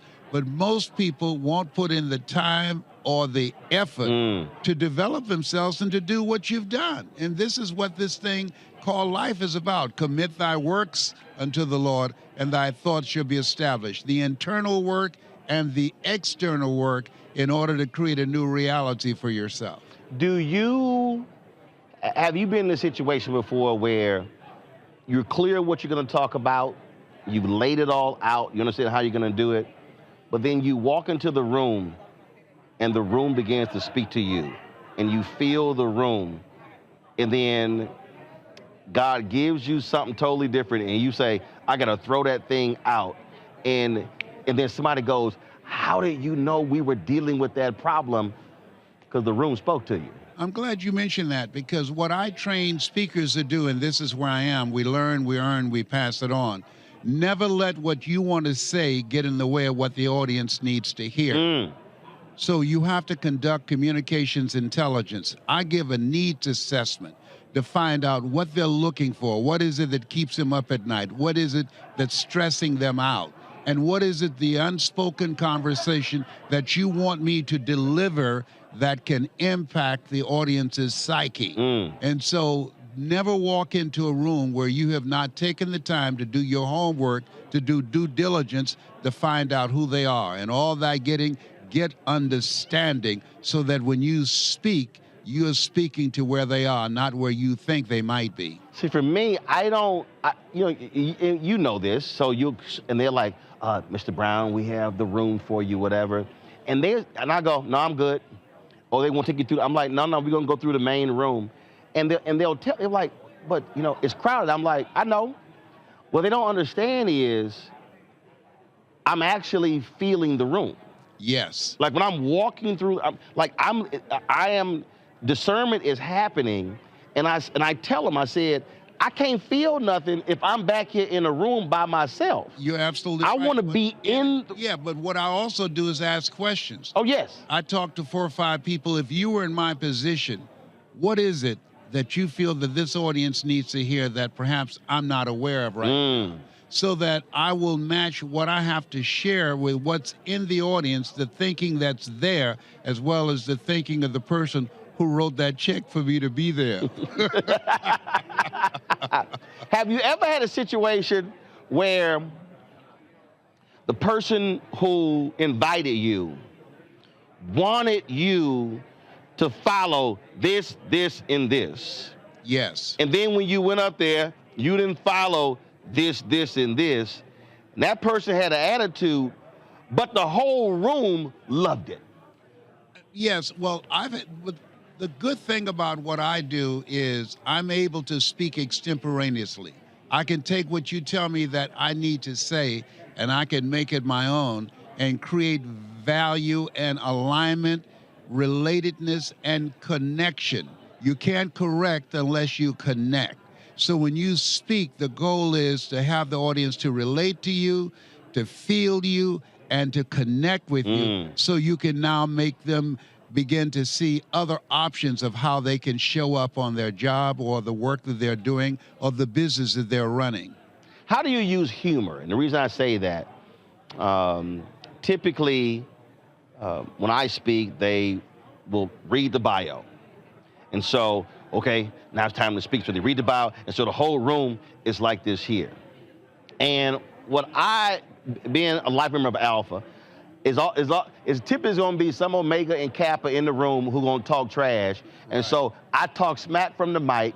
And so I might have the folks laughing and the room going, because for me, I'm breaking up from that serious. Now I got them laughing. Now I'm got them relaxed. Now I can sort of go in. Yeah. And so how do you use humor as a part of what you do? I use myself as an example. I said, ladies and gentlemen, I want you to think about your goals and dreams.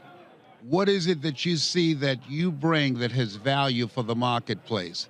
People say money is not important, but is right there with oxygen. I used to be so broke, I'd walk past a bank and trip the alarm. And then I would laugh. Laughter creates laughter. So as a result of my saying that, sharing that insight into myself and laughing about it, laughter causes the mind to close down, opens up the heart, and now you can come back with something that's serious to create a shift in them that they internalize that. Personal testimonies. When you're standing before an audience, how vulnerable are you so they understand you're not alone? I was in the same place you were in. I'm very transparent when I speak to audiences. I talk about the fact that I'm adopted, that God took me out of my biological mother's womb and placed me in the heart of my adopted mother. I just saw for the first time at 78, here I am 78, and saw a picture of my birth mother and father. Now you just told me that story and telling it, because that was just crazy. Yeah. How you saw that picture.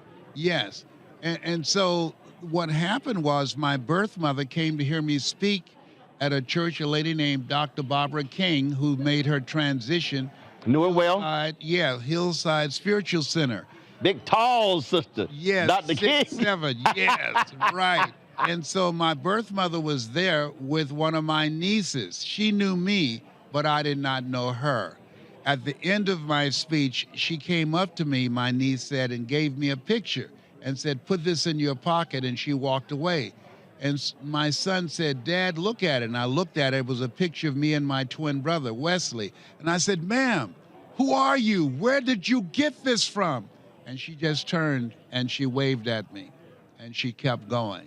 So that's the only time that I ever saw her, that brief moment. Wow. It shook me up.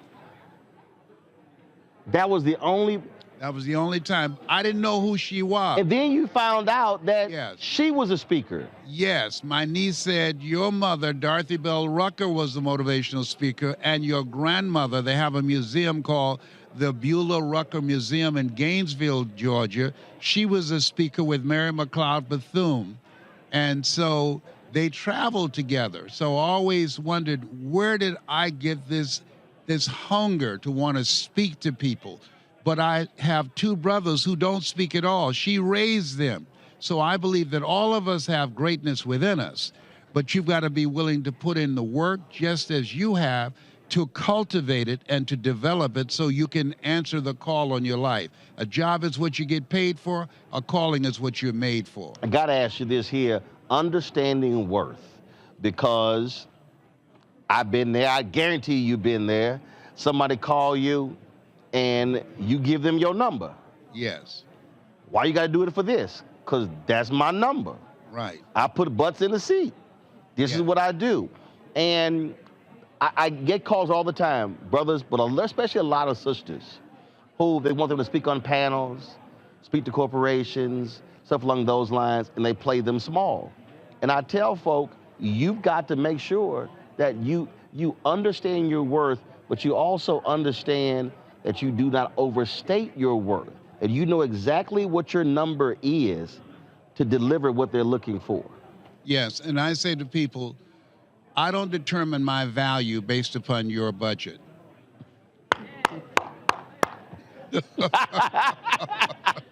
Is that what you got? It's like, no disrespect. No disrespect, find somebody that's who that is. I literally told somebody that, I said, "Hey, I did that 8 years ago. Right. Go find somebody at that price." You'll never but find that's a not Rolls me. Royce on sale.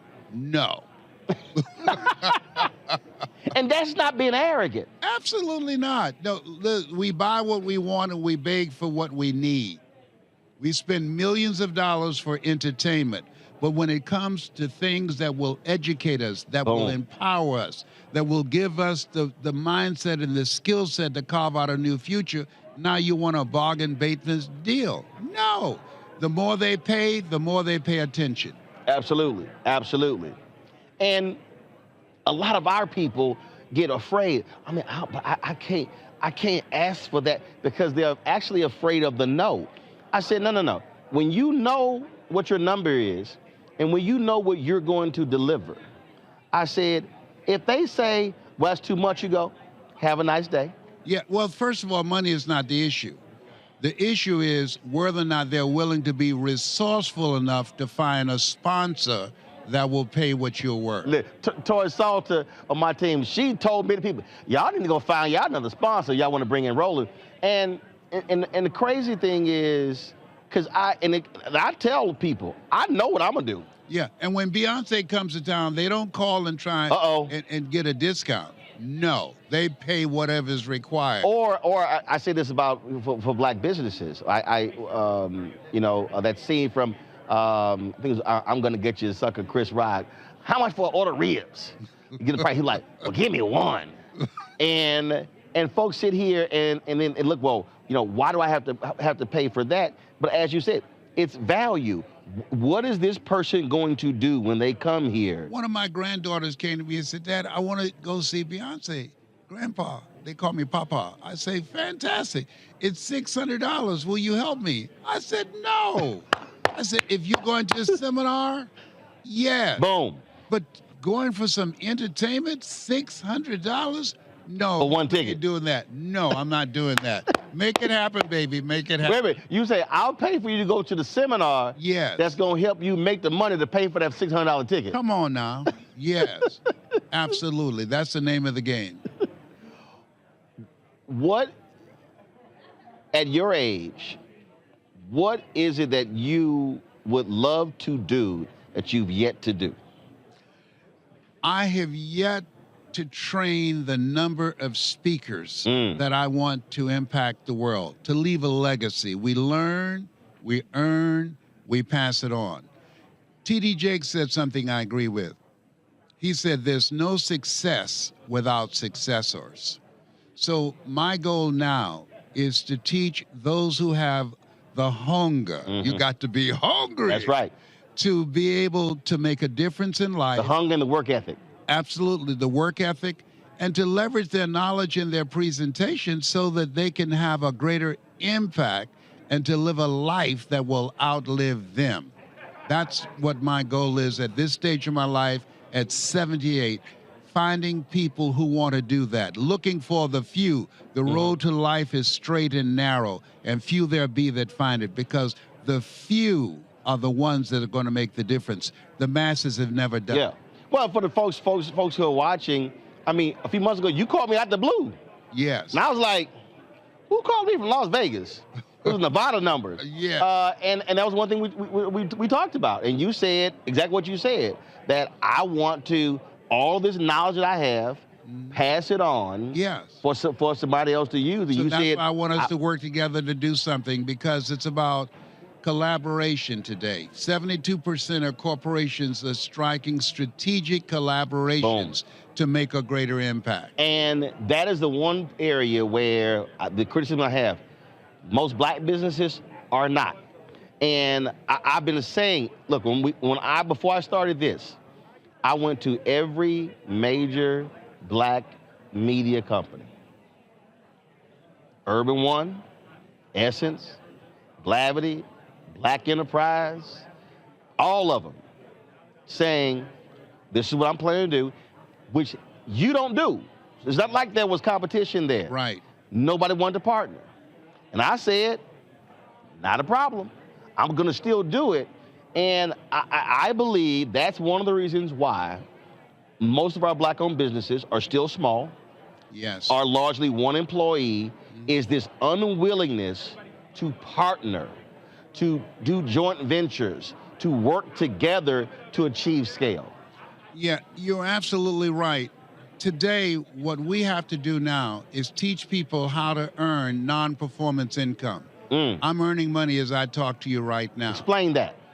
Non-performance income, when you're able to create a minimum of 5 buckets of income that's not driven by your being available to make it happen.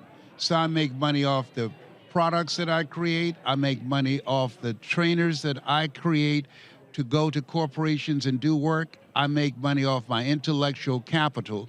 And I'm creating a legacy for my children and my children's children through creating an empire on information and upgrading it constantly to evolve, to give people the tool set that they need to make it in this new world. So while you are sitting here, I'm making money right now. You're making money. Yes, indeed. A minimum of $35,000 to $40,000 a week. And it doesn't require for you to be speaking, to be talking, to be actively doing. Absolutely not. And all of us can do it.